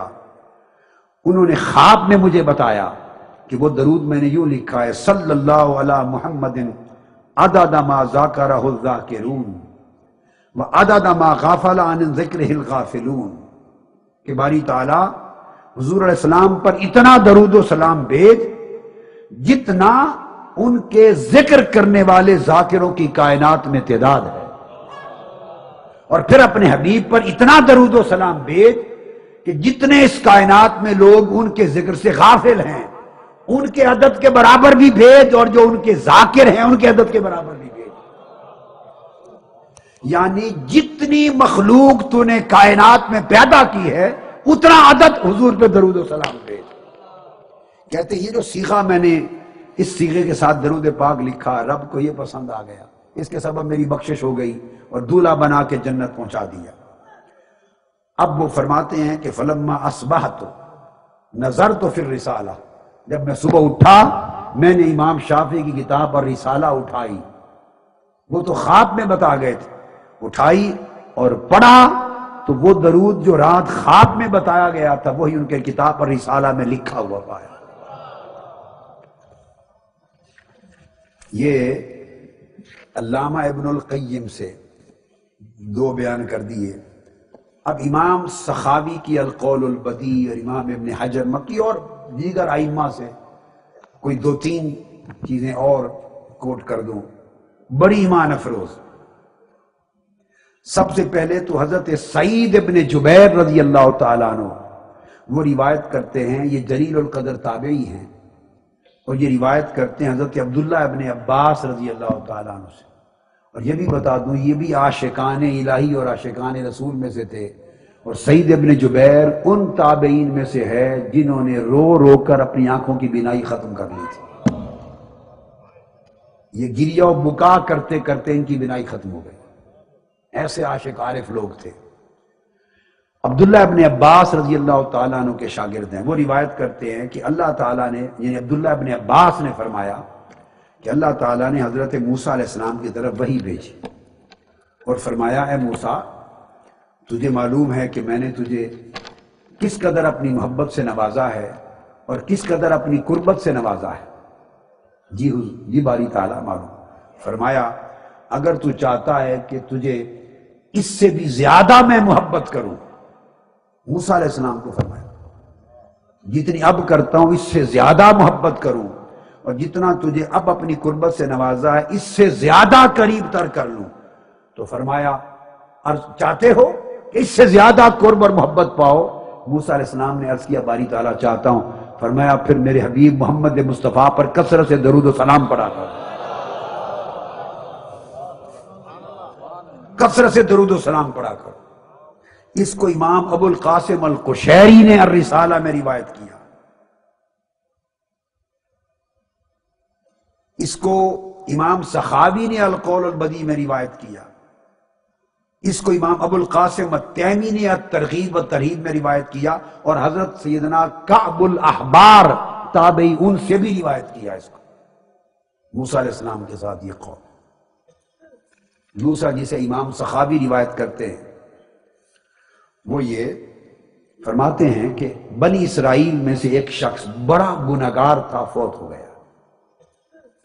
ایک شخص بڑا گنہگار تھا، فوت ہو گیا۔ اتنا گنہگار تھا کہ لوگوں نے اس کا جنازہ ہی نہیں پڑھا، اس کو کفن اور غسل بھی نہیں دیا، کفن بھی نہیں دیا، ایسے اس کو چھوڑ کے بھاگ گئے۔ آپ اندازہ کریں، اس کے کفن دفن کا بھی اہتمام نہیں کیا، نماز جنازہ تک نہیں پڑھا۔ اللہ رب العزت نے موسیٰ علیہ السلام کی طرف وحی بھیجی، فَأَوْحَى اللَّهُ تَعَالَى نَبِيَّهُ موسیٰ علیہ السلام، اللہ نے موسیٰ علیہ السلام کی طرف وحی بھیجی، فرمایا اے موسیٰ اس بندے کے پاس، اس محلے میں چلا جا، وہاں ایک بندہ فوت ہو گیا اس نام کا، اس کو تو غسل دے اور اس پر نماز جنازہ پڑھ، میں نے اس کو بخش دیا ہے، میں نے اس کو بخش دیا ہے، جا کے اے موسیٰ علیہ السلام، اے موسیٰ جا تو اس کو غسل بھی دے اور اس پر نماز بھی پڑھ۔ تو موسیٰ علیہ السلام نے پوچھا باری تعالیٰ اس کو کس عمل کے باعث بخش دیا ہے، کس عمل کے باعث بخش دیا ہے؟ اللہ پاک نے موسیٰ علیہ السلام کو اپنی وحی کے ذریعے فرمایا اے موسیٰ اس عمل کے باعث کہ یہ بندہ بے شک جتنا گناہگار تھا، مگر جب بھی میری کتاب جو میں نے تم پہ نازل کی تورات کھولتا تھا تلاوت کے لیے، تورات، اور تورات میں جہاں میرے محبوب محمد مصطفیٰ کا نام آتا تھا اس کو چوم کر آنکھوں پہ رکھ لیتا تھا، اس کو چومتا، اس کا نام آتا تو حضور پہ درود پڑھتا تھا، جب محمد مصطفیٰ کا نام آتا تو میرے محبوب پر درود و سلام پڑھتا، اور کبھی اس آیت سے گزرتا نہیں تھا حضور میرے محبوب کے نام پر درود و سلام کے بغیر۔ بس اس عمل کے سبب میں نے اس کو بخش دیا اور سعادت یہ دی کہ اپنے پیغمبر کو بھیجا، جا اس کو غسل بھی دے اور جنازہ بھی پڑھا۔ اس کو امام ابو محمد جبر نے بھی روایت کیا۔ پھر امام مجد الدین، یہ صاحب القاموس الصلات والبشر میں امام مجد الدین روایت کرتے ہیں جو صاحب قاموس ہیں، اور وہ روایت کرتے ہیں سیدنا امام جعفر الصادق علیہ السلام سے، امام جعفر الصادق علیہ السلام سے روایت کرتے ہیں۔ وہ بات جو میں کر چکا، امام جعفر الصادق نے فرمایا جب جمعرات کو عصر کا وقت ہوتا ہے، ہر جمعرات کو عصر کا وقت ہوتا ہے، تو اللہ تبارک و تعالی کثیر تعداد میں فوج در فوج خاص ملائکہ کو زمین پہ بھیج دیتا ہے، ان کے ہاتھ میں چاندی کے دفتر ہوتے ہیں، کتابیں، رجسٹر چاندی کے، اور سونے کے قلم ہوتے ہیں، چاندی کے رجسٹر اور سونے کے قلم، اور وہ ملائکہ عصر کی، جمعرات کی عصر سے لے کر جمعہ کے غروب شمس تک رہتے ہیں، اور ان کی ڈیوٹی یہ ہوتی ہے کہ جو شخص اس دوران میرے محبوب پہ درود و سلام پڑھے تم ان کے نام لکھ لکھ کر مجھے بھی اور میرے محبوب کو بھی پیش کرتے رہو۔ یہ سیدنا امام جعفر الصادق نے اس کو روایت کیا۔ اب جو امام سخاوی کے حوالے سے جو ایک واقعات ہیں، تین، وہ بہت اہم ہیں۔ اس کو جو واقعہ سنا رہا ہوں اس کو امام سخاوی حدیث اور اصول الحدیث کے امام ہیں، فتح المغیث اصول حدیث میں معتمد کتاب ہے، متن ہے،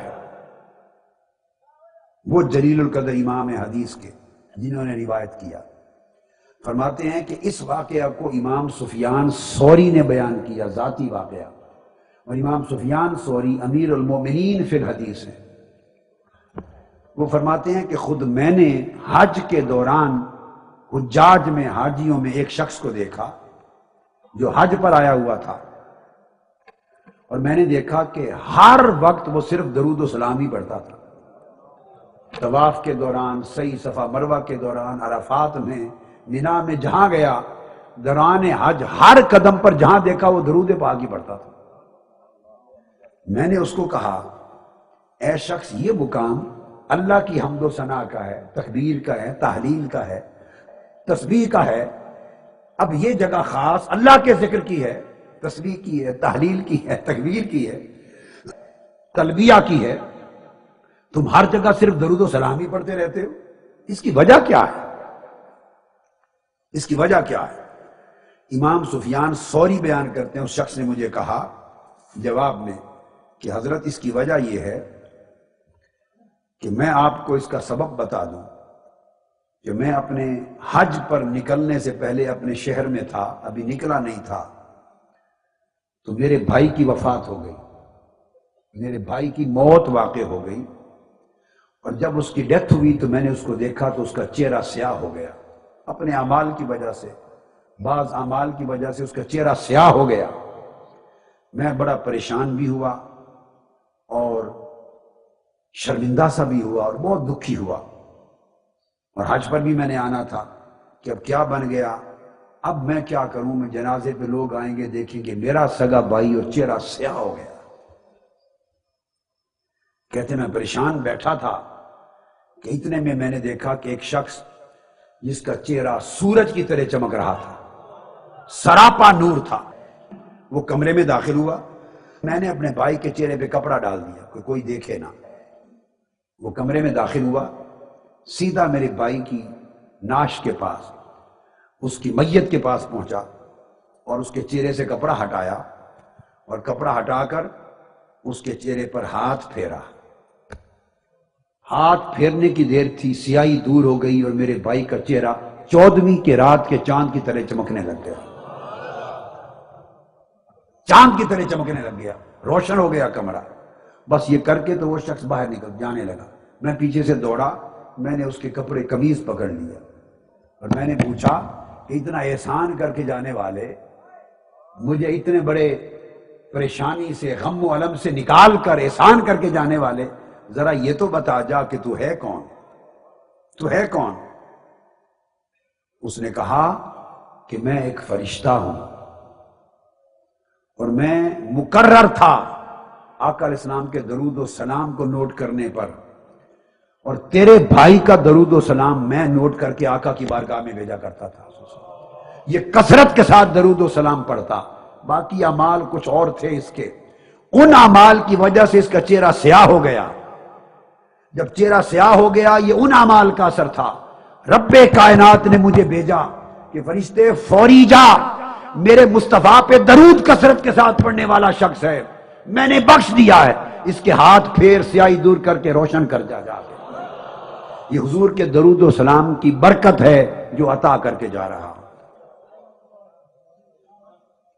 دوسری روایت امام ابو نعیم نے بیان کی ہے، جو جلیل القدر امام حدیث کے امام ابو نعیم نے، اور جس کو امام نبہانی نے اور امام سخاوی نے القول البدیع میں، اور امام نبہانی نے ان سے پھر سعادت الدارین میں روایت کی ہے۔ امام ابو نعیم سے فرماتے ہیں کہ یہ بھی امام سفیان ثوری نے روایت کی۔ اب اس کے راوی امام ابو نعیم الاصبہانی، جلیل القدر امام حدیث، اور بیان کرنے والے واقعہ امام سفیان الثوری۔ فرماتے ہیں دوسرا واقعہ دوران حج، میں نے ایک جوان کو دیکھا حج کے دوران، میں اس کے اکٹھے تھے ہم، وہ ہر قدم جب اٹھا کے آگے زمین پہ رکھتا، ہر قدم پہ درود پاک کا درود و سلام پڑھتا، ہر قدم پر ایک بار درود و سلام پڑھتا۔ میں نے اس کو پوچھا، اے بندے تو ہر قدم پر درود و سلام پڑھتا ہے، کیا کسی علمی سند کے ساتھ یہ پڑھتا ہے یا اپنے آپ خیال ہے تیرا؟ اس کے لیے کوئی سند ہے تمہارے پاس کہ ہر قدم پہ درود و سلام پڑھو حج کے دوران؟ اس جوان نے کہا کہ پہلے آپ بتائیں کہ آپ پوچھنے والے کون ہیں؟ تو میں نے کہا میں سفیان الثوری ہوں۔ اس جوان نے کہا سفیان الثوری العراقی؟ قلت نعم، میں نے کہا ہاں وہی سفیان ثوری ہوں جو امام علم ہے۔ انہوں نے کہا جب انہیں پتا چلا کہ میں وہ سفیان ثوری ہوں جو امام علم ہے اس کے اپنے زمانہ کے، تو کہنے لگے آپ کو بتاتا ہوں سند کیا ہے۔ مطلب یہ ہر ایک کو بتانے والی بات نہیں، آپ کو بتاتا ہوں۔ اس کو امام سفیان ثوری نے پھر آگے روایت کیا۔ تو اس جوان نے مجھ سے کہا بتائیے میں کیوں ہر قدم پر درود و سلام نہ پڑھوں؟ کہ مجھ پر اللہ کا وہ کرم ہوا کہ میں اپنی والدہ کو لے کر حج پر آیا، اپنی والدہ کے ساتھ حج پر آیا، اور میری والدہ نے کہا مجھے کعبہ شریف کے اندر لے جاؤ۔ میں اپنی والدہ کو کعبۃ اللہ کے اندر لے گیا، تو میری والدہ نے جو ہی کعبہ شریف کے اندر قدم رکھا وہ گر پڑی زمین پر، اور ان کا پیٹ متورم ہو گیا، سوج گیا، اور سیاہ ہو گیا چہرہ۔ میری والدہ کا چہرہ سیاہ ہو گیا، بے ہوش ہو کر گر پڑی، پیٹ سوج گیا، پھول گیا، چہرہ سیاہ ہو گیا، بے ہوش ہو گئی۔ میں وہیں بیٹھ گیا اپنی ماں کے پاس، پریشان غمزدہ، اور میں نے اپنے ہاتھ اللہ رب العزت کی بارگاہ میں اٹھا دیے کہ اے رب، میں نے کہا تو اپنے گھر میں داخل ہونے والوں کے ساتھ یہ سلوک کرتا؟ جو تیرے گھر میں اندر داخل ہو تو ان کے ساتھ یہ ماجرا کرتا؟ میری ماں نے خواہش کی کہ اللہ کے گھر میں لے جاؤ، میں اندر لے کے گیا، یہ حال ہو گیا۔ اب میں اس ماں کو کہاں اٹھا کے لے جاؤں؟ کس کو دکھاؤں دنیا میں؟ کیا کروں؟ اس پریشانی میں میں کعبۃ اللہ کے اندر، غلاف والا کعبہ، اس کے اندر بیٹھا تھا۔ کہتے ہیں کہ اچانک سفید لباس والے ایک پیکر نور سفید لباس میں ملبوس کعبۃ اللہ کے دروازے میں اندر آ گئے۔ کعبہ شریف روشن ہو گیا، اندر آئے، انہوں نے آ کر میری والدہ کے چہرے اور جسم پہ دست مبارک پھیرا۔ میری والدہ کے چہرے پر وہ جو سیاہی تھی وہ نور اور روشنی میں بدل گئی۔ پھر میری والدہ کے کپڑوں کے اوپر بطن پہ ہاتھ پھیرا، اس کی سوجن سوج جاتی رہی، مرض دور ہو گئی، شفا یاب ہو کے کھڑی ہو گئی، اور شفا یاب ہو کے نور بن گئی، نور نکلنے لگا، سفید ہو گئی، نورانی، اور شفا یاب کر کے وہ واپس تشریف لے گئے۔ جو ہی کعبۃ اللہ کے دروازے سے نکلنے لگے، میں آگے دوڑا اور میں نے عرض کیا، ان کے کپڑوں سے لپٹ گیا، اور لپٹ کے میں کہنے لگا مجھ پہ اتنا کرم کر کے جانے والے، مجھ کو غم سے نکال لیا اور میرا بوجھ ہلکا کر دیا اور مجھ پر اتنا انعام کیا، خدا کے لیے یہ بتا تو جائیں کہ آپ ہیں کون؟ تو انہوں نے میرے پوچھنے پر جب دامن پکڑا تو مڑ کے مجھے دیکھا اور فرمایا قال انا نبیک محمد صلی اللہ علیہ وسلم، میں تمہارا نبی محمد مصطفیٰ ہوں، خود آیا ہوں۔ تو آقا علیہ السلام، آقا یہ کرم کس وجہ سے کیا؟ آقا نے فرمایا تمہیں معلوم نہیں، باقی جو اعمال تھے ان کے سبب یہ واقعہ پیش آیا، مگر ہر روز تیری ماں کثرت کے ساتھ مجھ پہ درود و سلام بھیجتی تھی۔ جب اس کے ساتھ یہ ماجرا ہوا تو میری غیرت محبت نے، غیرت شفقت نے، غیرت رحمت نے گوارا نہ کیا کہ کثرت کے ساتھ مجھ پر درود و سلام بھیجنے والی بی بی ہو اور کعبۃ اللہ میں آ کے شرمسار ہو جائے۔ یہ اس درود و سلام کی برکت ہے کہ میں تمہیں غم اور رنج و علم سے اور اسے آخرت کی شرمساری سے نکال کے جا رہا ہوں۔ یہ کہہ کر آگے سنیے، امام سفیان ثوری فرماتے ہیں، جب آقا علیہ السلام نے بتا دیا کہ میں تمہارا نبی محمد مصطفیٰ ہوں صلی اللہ علیہ وسلم اور درود پاک کے صدقے یہ کرم کر کے جا رہا ہوں، تو میں نے دامن اور پکڑ لیا اور عرض کیا آقا پھر جانے سے پہلے مجھے کوئی نصیحت بھی کر جائیے، کوئی مجھے بھی وظیفہ نصیحت دے جائیے میرے آقا کہ میں کیا کیا کروں۔ آقا نے فرمایا تمہارے لیے وظیفہ دے کے جاتا ہوں کہ زندگی بھر تم کوئی قدم نہ اٹھاؤ نہ زمین پہ رکھو، ہر قدم پہ مجھ پر درود و سلام پڑھتے رہو، ہر قدم پر مجھ پر درود و سلام پڑھتے رہو۔ وہ کہنے لگے امام سفیان ثوری کو کہ بتائیے یہ آقا نے حکم دیا ہے، اس سنت کے بعد اب میں حج کروں، عمرہ کروں، کچھ کروں، ہر قدم پہ درود و سلام نہ پڑھوں تو کیا کروں؟ اور گفتگو ختم کرتے ہوئے آخری بات بڑی اہم، وہی عرض کر رہا ہوں کہ ایک امام ہوئے ہیں بہت جلیل القدر امام علی بن علوی بن عبداللہ بن احمد بن عیسیٰ العلوی،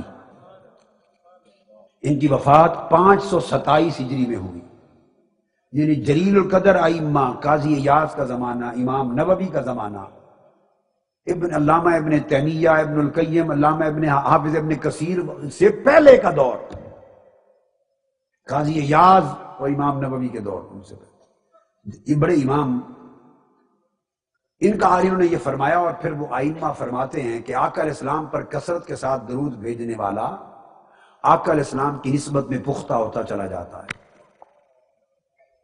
اور پختہ ہوتا چلا جاتا ہے یہاں تک کہ کثرت کے ساتھ خواب میں حضور کی زیارت کے شرف نصیب ہوتے ہیں، اور بڑے لوگ ایسے ہیں جو کثرت درود و سلام کے سبب اس مرتبے پر پہنچے کہ حضور کی کچہری میں بلا لیے گئے، آقا علیہ السلام کی کچہری نصیب ہوئی، اور عالم بیداری میں درود و سلام کی کثرت میں انہیں حضور کا دیدار ہونے لگا، بیداری کے عالم۔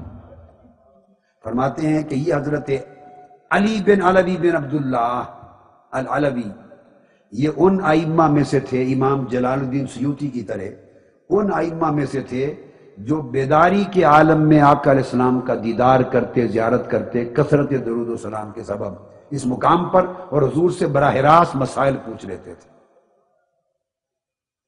اور انہیں پھر اس کثرت درود و سلام کے سلے میں آقا علیہ السلام کے ساتھ رابطہ اتنا پختہ نصیب ہو گیا تھا کہ جب وہ نماز پڑھتے اور تشہد میں بیٹھتے اور السلام علیک ایھا النبی کہہ کر آقا کی بارگاہ میں نماز کے تشہد میں سلام عرض کرتے، اس وقت تک آگے نہیں بڑھتے تھے، آقا علیہ السلام کا جواب اپنے کانوں سے سنتے تھے۔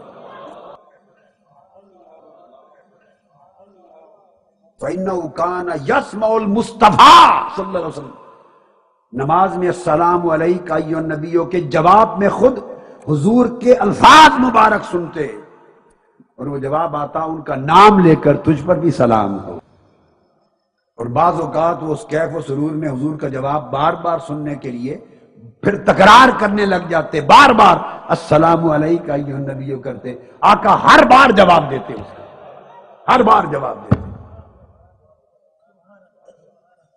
اور ایسے لوگ ہیں، آج بھی ہیں، جو نماز میں جب آقا علیہ السلام پر سلام پڑھتے ہیں السلام علیک ایھا النبی، تو تھوڑی دیر توقف کرتے ہیں، رک جاتے ہیں، کیونکہ اس وقت آقا علیہ السلام کا جواب آتا ہے، اور جواب سن کر آگے بڑھتے ہیں، السلام علینا وعلی عباد اللہ الصالحین۔ پھر کان چاہیے، وہ کان سر کے نہیں، وہ دل اور روح کے الگ کان ہیں، جو اس نسبت و رابطے والے کان۔ امام عبد الوہاب شارانی نے، امام عبد الوہاب شارانی نے خود بیان فرمایا اپنی کتاب تنبیہ المخترین اور بعض دیگر مقامات پر، اس میں فرمایا کہ کثیر تعداد میں ایک طبقہ ہے ایسے اولیاء اللہ کا، طبقہ ہے پورا، کہ جو کثرت درود و سلام پڑھتے پڑھتے اس مقام پر جا پہنچے ہیں کہ جب آقا علیہ الصلوۃ والسلام اپنی قبر انور میں صلاۃ نماز پڑھتے ہیں، آقا علیہ السلام اپنے روضہ اطہر میں خود نماز پڑھتے ہیں، بڑے اولیاء اللہ اور صالحین اس مقام پر جا پہنچے کہ جب آقا نماز پڑھتے ہیں تو وہ ان کی اقتداء میں نماز پڑھنے والے ہو جاتے ہیں، حضور کے پیچھے کھڑے ہوتے ہیں، آقا علیہ السلام کے پیچھے کھڑے ہوتے ہیں اقتداء میں۔ اگر کسی کو تعجب ہو جائے اس بات پر تو اس پر حدیث کی سند دے دیتا ہوں، یہ امام شارانی کا قول ہے۔ حدیث کی سند حضرت سعید بن مسیب رضی اللہ تعالیٰ عنہ جلیل القدر تابعی خود فرماتے ہیں، جب بدبخت اور لعین یزید نے مدینہ پر حملہ کیا، مسجد نبوی میں خچر، اونٹ اور سواریاں باندھی، اور 3 دن کے لیے مسجد نبوی میں اذان اور نماز معطل کر دی اس کے لشکر نے، 3 دن لوگ بھاگ گئے، چونکہ قتل ہو رہا تھا، قتل عام ہو رہا تھا۔ حضرت سعید ابن مسیب رضی اللہ تعالیٰ عنہ بیان کرتے ہیں، خود کتب حدیث میں آیا ہے، اور صاحب مشکات نے مشکات المصابیح میں بھی بیان کیا۔ وہ فرماتے ہیں میں دور کے گھر پہنچنے کا مجھے موقع نہ مل سکا، میں حضور کی مسجد نبوی کے جو ممبر نبوی تھا آقا علیہ السلام کا لکڑی کا، اسی کے نیچے چھپ گیا، اور 3 دن 3 رات جب تک قتل عام ہوتا رہا یزیدی فوج کا، اہل مدینہ کا، تو میں 3 دن 3 رات وہ صحابہ اور تابعین کو قتل کرتے رہے۔ 3 دن میں اسی منبر میں چھپا رہا۔ کہتے ہیں اس رب کی عزت کی قسم جس کے قبضہ قدرت میں میری جان ہے، فرمایا جو کہ منبر میں چھپا ہوا تھا اور روشنی تو آتی نہیں تھی، تو نہ دن کا پتہ چلتا تھا، نہ رات کا، نہ فجر کا، نہ ظہر کا، نہ عصر مغرب اور عشاء کا، پتہ ہی نہیں چلتا تھا۔ کہتے ہیں خدا کی عزت کی قسم میں اس میں بیٹھا بیٹھا نماز پڑھتا تھا۔ کیسے؟ ہر نماز کے وقت قبر انور کے اندر سے اذان کی آواز آتی تھی، آقا علیہ السلام کی قبر انور میں سے اذان کی آواز آتی، اور میں حضور علیہ السلام کی قبر انور روضہ اطہر کی اذان کی آواز پر نماز ادا کرتا۔ یہ سند میں نے آپ کو کتب حدیث میں سے دے دی، تابعی کی۔ فرماتے ہیں وہ ان کی ابتدا میں ہو جاتے ہیں، اور فرمایا کہ پھر وہ نماز میں تشہد پڑھ کے جب سلام عرض کرتے ہیں تو آگے نہیں بڑھتے۔ فرمایا ایسا ایک پورا طبقہ ہے اولیاء کا اور خواص کا کہ آقا کی زبان مبارک سے جواب سن کر آگے بڑھتے، سن کر آگے بڑھتے۔ اور آگے وہ بیان کرتے ہیں قول روایت حضرت شیخ ابو العباس المرسی رضی اللہ تعالیٰ عنہ، شیخ ابو العباس المرسی یہ خلیفہ اعظم ہیں امام ابو الحسن شاذلی کے، اور شیخ ہیں حضرت عطا اللہ الاسکندری کے، جو صاحب العطا جن کی الحکم العطائیہ ہے، الامام عطا اللہ الاسکندری بہت بڑے جلیل القدر امام، ان کے شیخ ہیں شیخ ابو العباس المرسی، اور امام ابو الحسن شاذلی کے خلیفہ اعظم ہیں۔ ان کا مزار اسکندریہ میں ہے، ان کا اور امام شرف الدین بوصیری کا آمنے سامنے ایک ہی چوک میں مزار ہے۔ یہ امام ابو العباس المرسی وہ بزرگ ہیں، انہوں نے فرمایا ایک روز اپنی اہل مجلس کو پوچھا، اہل مجلس سے پوچھا تم میں کوئی ہے، ایسے پوچھا کہ تم میں کوئی ہے جو آقا علیہ السلام کو اپنی نماز میں سلام کرتا ہو اور پھر حضور کے جواب کو سنتا بھی ہو؟ پھر آپ نے فرمایا حلفاً کہ میں زندگی میں ایک نماز ایسی نہیں پڑھتا جس میں حضور پر سلام عرض کروں اور آقا کا جواب اپنے کانوں سے نہ سنوں، حضور کا جواب سن کے آگے بڑھتا ہوں۔ اور یہ عرض بتا کر لوگ پھر فرمانے لگے کہ لوگوں رو، ان دلوں پر رونا کرو، ان دلوں پر ماتم کرو، رو نہ کرو جن کے دل محجوب ہو گئے اللہ اور اس کے رسول سے۔ اور پھر فرمانے لگے اہل مجلس کو کہ لو احتجبت عن رسول اللہ صلی اللہ علیہ وسلم لحظة فی ساعة من لیل و نہار لما عددت نفسی من جملۃ الفقراء۔ اس کو امام سیوطی نے بھی روایت کیا، امام شارانی نے بھی روایت کیا، امام نبھانی نے بھی روایت کیا، درج کیا کتب میں۔ فرمایا خدا کی قسم اب اس مقام کو جا پہنچا ہوں کہ اگر ایک لمحہ کے لیے بھی چہرہ مصطفیٰ آنکھوں سے اوجھل ہو جائے تو میں اپنے آپ کو فقیر نہیں سمجھتا، سمجھتا ہوں مرتبہ فقر سے گر گیا ہوں۔ اور امام شارانی کی روایت کے مطابق فرمایا ما عددت نفسی من زمرۃ المسلمین، خود کو مسلمان نہیں سمجھتا، مومن نہیں سمجھتا اس لمحے اگر چہرہ مصطفیٰ لمحے کے لیے نگاہ سے اوجھل ہو جائے۔ تو فرماتے ہیں امام شارانی فرماتے ہیں، امام عبد الوہاب شارانی فرماتے ہیں کہ فقر کا مقام، آخری بات، فقر کا مقام اور براہ راست حضور کے سلام کا جواب سننے کا مقام، مقام فقر کہ فقیر کون ہوتا ہے، اور وہ ولی جو براہ راست نماز میں حضور کو سلام پیش کرتا ہے تو حضور کا جواب سنتا ہے۔ الاخذ عن رسول اللہ والسماع صوتہ برد السلام من قبل۔ فقیر کا مقام فقر اور ولی کا وہ مقام کہ براہ راست حضور کا جواب سنیں، بلا واسطہ رابطہ ہو جائے۔ فرمایا ان دو مقامات میں 1,00,000 منزلیں درمیان میں ہیں۔ فقیر 1,00,000 منزلیں طے کر کے اس مقام پہ پہنچتا ہے جب وہ براہ راست حضور کے سلام کا جواب سنتا ہے۔ گویا یہ اتنا بلند مقام ہے، اور اولیاء اللہ فرماتے ہیں ایسے سینکڑوں اولیاء اللہ ہوئے جنہیں یہ مقام فقط کثرت کے ساتھ درود و سلام کے نتیجے میں عطا ہوا، اور کرامتاً کوئی 25,000 مرتبہ روزانہ پڑھتا ایک ولی، کوئی 50,000 مرتبہ روزانہ پڑھتا، کوئی 80,000 مرتبہ، کوئی 1,00,000 مرتبہ روزانہ پڑھتا۔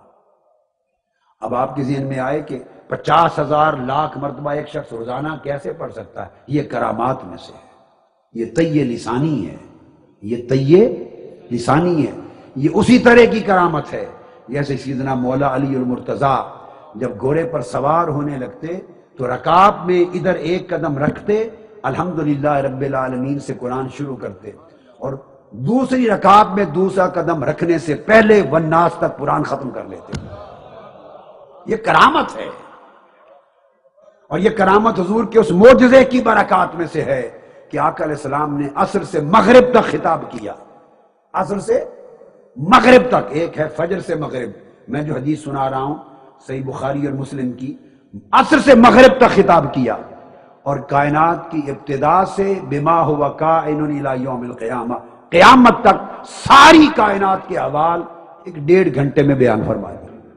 اور یہ ان کرامات میں سے ہے جس میں آصف بن برخیہ حضرت سلیمان علیہ السلام کا ایک صحابی ان کے دربار میں کھڑے کھڑے 1000 میل یا ہزاروں میل کی مسافت سے ملکہ سبا بلقیس کا تخت لے کر پیش ہو گیا، نہ غائب ہوا نہ حاضر ہوا، حاضر وہیں رہا، اور 1000 میل کی مسافت سے تخت بھی لے کے پیش ہو گیا۔ یہ طی زمانی اور طی مکانی ہوتے ہیں، یہ انہی معجزات میں سے شمع کرامات ہے۔ جیسے آقا علیہ السلام رات کے ایک لمحے میں جسمانی طور پہ مکہ کی وادی سے مقام قعبہ قوسین و ادنا پر گئے بھی اور آ بھی گئے۔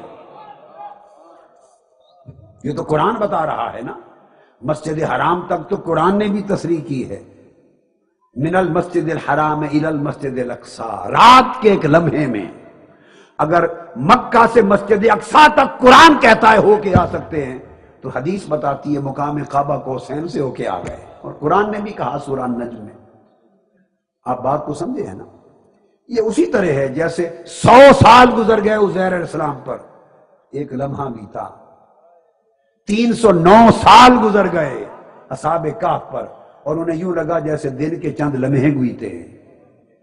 تو وہ رب چاہے تو صدیوں کو ساعتوں میں بدل دے، ہزاروں میلوں کو 1-2 قدم میں بدل دے، اسی طرح ہزارہا کلمات کو چند ساعتوں میں منتقل کر دے، طی زمانی دے دے، طی مکانی دے دے، طی لسانی دے دے۔ اسی طرح وہ مقام درود و سلام کی برکت سے کہ لوگوں کو مل جاتا ہے کہ وہ 1000 مرتبہ 1,00,000 مرتبہ درود ایک دن میں پڑھ لیتے ہیں، اور پوری آداب کے ساتھ پڑھنے والے ہوتے ہیں۔ یہ ان کی کرامات، یہ درود پاک کی کرامات میں سے ہے۔ لہذا یہ آرزو ہے اور یہ آپ کے لیے تاکید بھی ہے کہ تحریک منہاج القرآن کا کوئی رکن اور کوئی رفیق اپنے آپ کو رفیق ہی نہ سمجھے۔ کس کے رفیق ہیں آپ؟ ہم سب، میں بھی آپ بھی، ایک سنگت کی تلاش میں ہیں، اور وہ سنگت مصطفیٰ کی صلی اللہ علیہ وسلم بصورت غلامی ہے، وہ بصورت غلامی ہے۔ تو یہ سنگت آقا علیہ السلام کی غلامی کی صورت میں، قرب کی صورت میں، نسبت کی صورت میں، رابطہ کی صورت میں، مخاطبہ کی صورت میں، سلام اور جواب کی صورت میں اور سماع کی صورت میں، یہ کثرت درود و سلام سے نصیب ہوتی ہے، یہ مراتب ولایت نصیب ہوتے ہیں۔ فقراء نیچے رہ جاتے ہیں، اولیاء 1,00,000 منزلوں کے درمیان نیچے پھرتے رہتے ہیں، درود و سلام اٹھا کے اسے اوپر پہنچا دیتا ہے۔ لہذا کوئی شخص اپنے آپ کو اور کوئی خاتون اپنے آپ کو رفیق اور رفیقہ نہ سمجھے اگر اس کی زندگی کا وظیفہ کثرت درود و سلام نہ ہو، کثرت درود و سلام نہ ہو تو اس کی کوئی رفاقت نہیں ہے۔ لہذا اب 2000 اس سال کے لیے، اور ہو سکے تو زائد حلقات درود و سلام قائم کریں، اور میری آرزو ہے کہ گھر گھر سرزمین پاکستان کا اور دنیا میں جہاں جہاں تحریک منہاج القرآن سے لاکھوں لوگ وابستہ ہوتے جائیں گے، ہمارے وابستگان میں سے ہر ایک گھر حضور کے درود و سلام کا حلقہ بن جائے، اور ہر شام ہر وابستہ کے گھر سے ایک رپورٹ گنبد خضرا میں درود و سلام کی جائے۔ اور آقا علیہ السلام فرماتے ہیں پڑھنے والے کا نام، اس کے باپ کا نام، اس کے دادا کا نام سب بتا کر محلے، علاقے، شہر کے نام پتے کے ساتھ بتایا جاتا ہے، نسب اور جگہ، کہ یا رسول اللہ فلاں شہر، فلاں محلے، فلاں گھر سے فلاں ابن فلاں کا درود آیا ہے، آقا کی بارگاہ میں پیش ہوتا ہے۔ تو ہر گھر کا ریکارڈ آقا کی بارگاہ میں جائے۔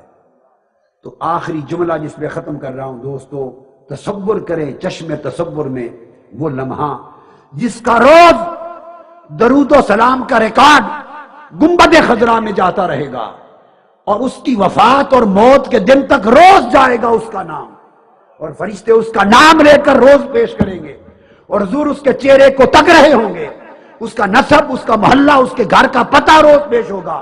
اور ہر روز آقا علیہ السلام کی بارگاہ میں جس شخص کے درود و سلام کا ریکارڈ پیش ہوتا رہے اور اسی حال میں موت آ جائے، بھلا پوچھئے جب قبر کا وقت آئے گا اور اس سے پوچھا جائے گا ما کنت تقول فی حق ھذا الرجل محمد صلی اللہ علیہ وسلم، اس ہستی محمد مصطفیٰ کے بارے میں بول کیا کہتا تھا، اور آقا علیہ السلام کی شکل و صورت مبارکہ، صورت طیبہ اس عاشق اور اس امتی اور اس شخص کی آنکھوں کے سامنے ہوگی، اور فرشتے پوچھ رہے ہوں گے کہ بتا اس کے بارے میں کیا عقیدہ ہے، اس ہستی کے بارے میں، بھلا بولیے جس شخص کے درود و سلام کا پیغام ہر روز گنبد خضرا میں جاتا ہے، اس کو حضور جواب دینے دیں گے کہ یہ کون ہے؟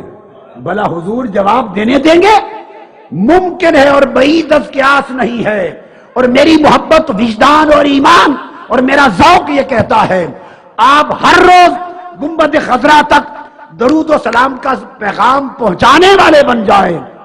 بعید نہیں، خدا کی قسم، کہ قبر میں جب فرشتے اشارہ ہاتھ کا کر کے پوچھیں یہ کون ہے، تو آقا علیہ السلام خود بڑھ کے جواب دے، فرشتے اس سے نہ پوچھ کہ میں کون ہوں، مجھ سے پوچھ یہ کون ہے،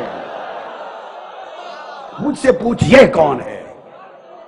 اس کا ہر روز صبح و شام اس کا گھر میرے درود و سلام کا حلقہ تھا، اس کا اٹھنا بیٹھنا درود و سلام تھا، اس کی زندگی کا وظیفہ درود و سلام تھا، یہ میرے اس طرف منتسب تھا، مرتبط تھا، جڑا ہوا تھا، اس نے عمر بھر میرا درود و سلام نہیں چھوڑا، صبح و شام مجھے پیغام بھیجتا رہا۔ آج اس سے نہ پوچھو کہ یہ کون ہے، آج میں بتاتا ہوں یہ غلام کون ہے۔ پھر گنجائش کوئی آگے سوال جواب کی رہ جائے گی؟ آقا علیہ السلام کی فیوض و برکات میں سے اللہ اور شفاعت میں سے یہ حصہ عطا فرما دے گا۔ بس آج کی گفتگو ختم ہوئی اور پیغام یہ ہوا کہ اس سنگت کو بشکل رفاقت اختیار کرو، اپنے گھر والوں کو رفقا بناؤ، رفیق بناؤ، اور رفاقت میں پختگی، لائف ممبرشپ اور اینول ممبرشپ دائمی رفاقت میں پختگی کرو۔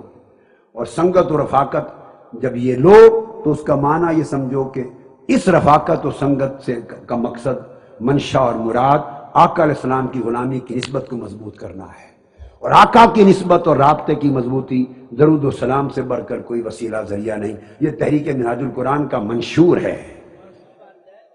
اس کے ذریعے سے جب مصطفی انقلاب کی طرف آپ بڑھیں گے تو درود و سلام کی برکتیں آپ کے اندر افرادی قوت میں اضافہ کریں گی، ملائکہ آپ کی قوت میں اس طرح اضافہ کریں گے جس طرح غزوہ بدر میں آقا علیہ السلام کے صحابہ کا حوصلہ بڑھانے کے لیے ملائکہ قطار اندر قطار آئے، تو چونکہ ملائکہ آپ کے ساتھ شریک ہوں گے ان کے ذریعے برکتیں بڑھتی جائیں گی، اپنی حضور کی امت کے لوگ ان کے دل کشاں کشاں کھنچتے چلے آئیں گے، آقا علیہ السلام خود سرپرستی فرما دیں گے، توجہ کریں گے۔ اور درود و سلام اگر ہر رفیق اور رکن اور وابستہ کا گھر حلقہ درود بن جائے اور ہر بستی حلقہ قرآن بن جائے، عرفان القرآن، تو آپ دیکھیے مصطفی انقلاب کا سویرا چل کر آپ کی دہلیز پر آ جائے گا۔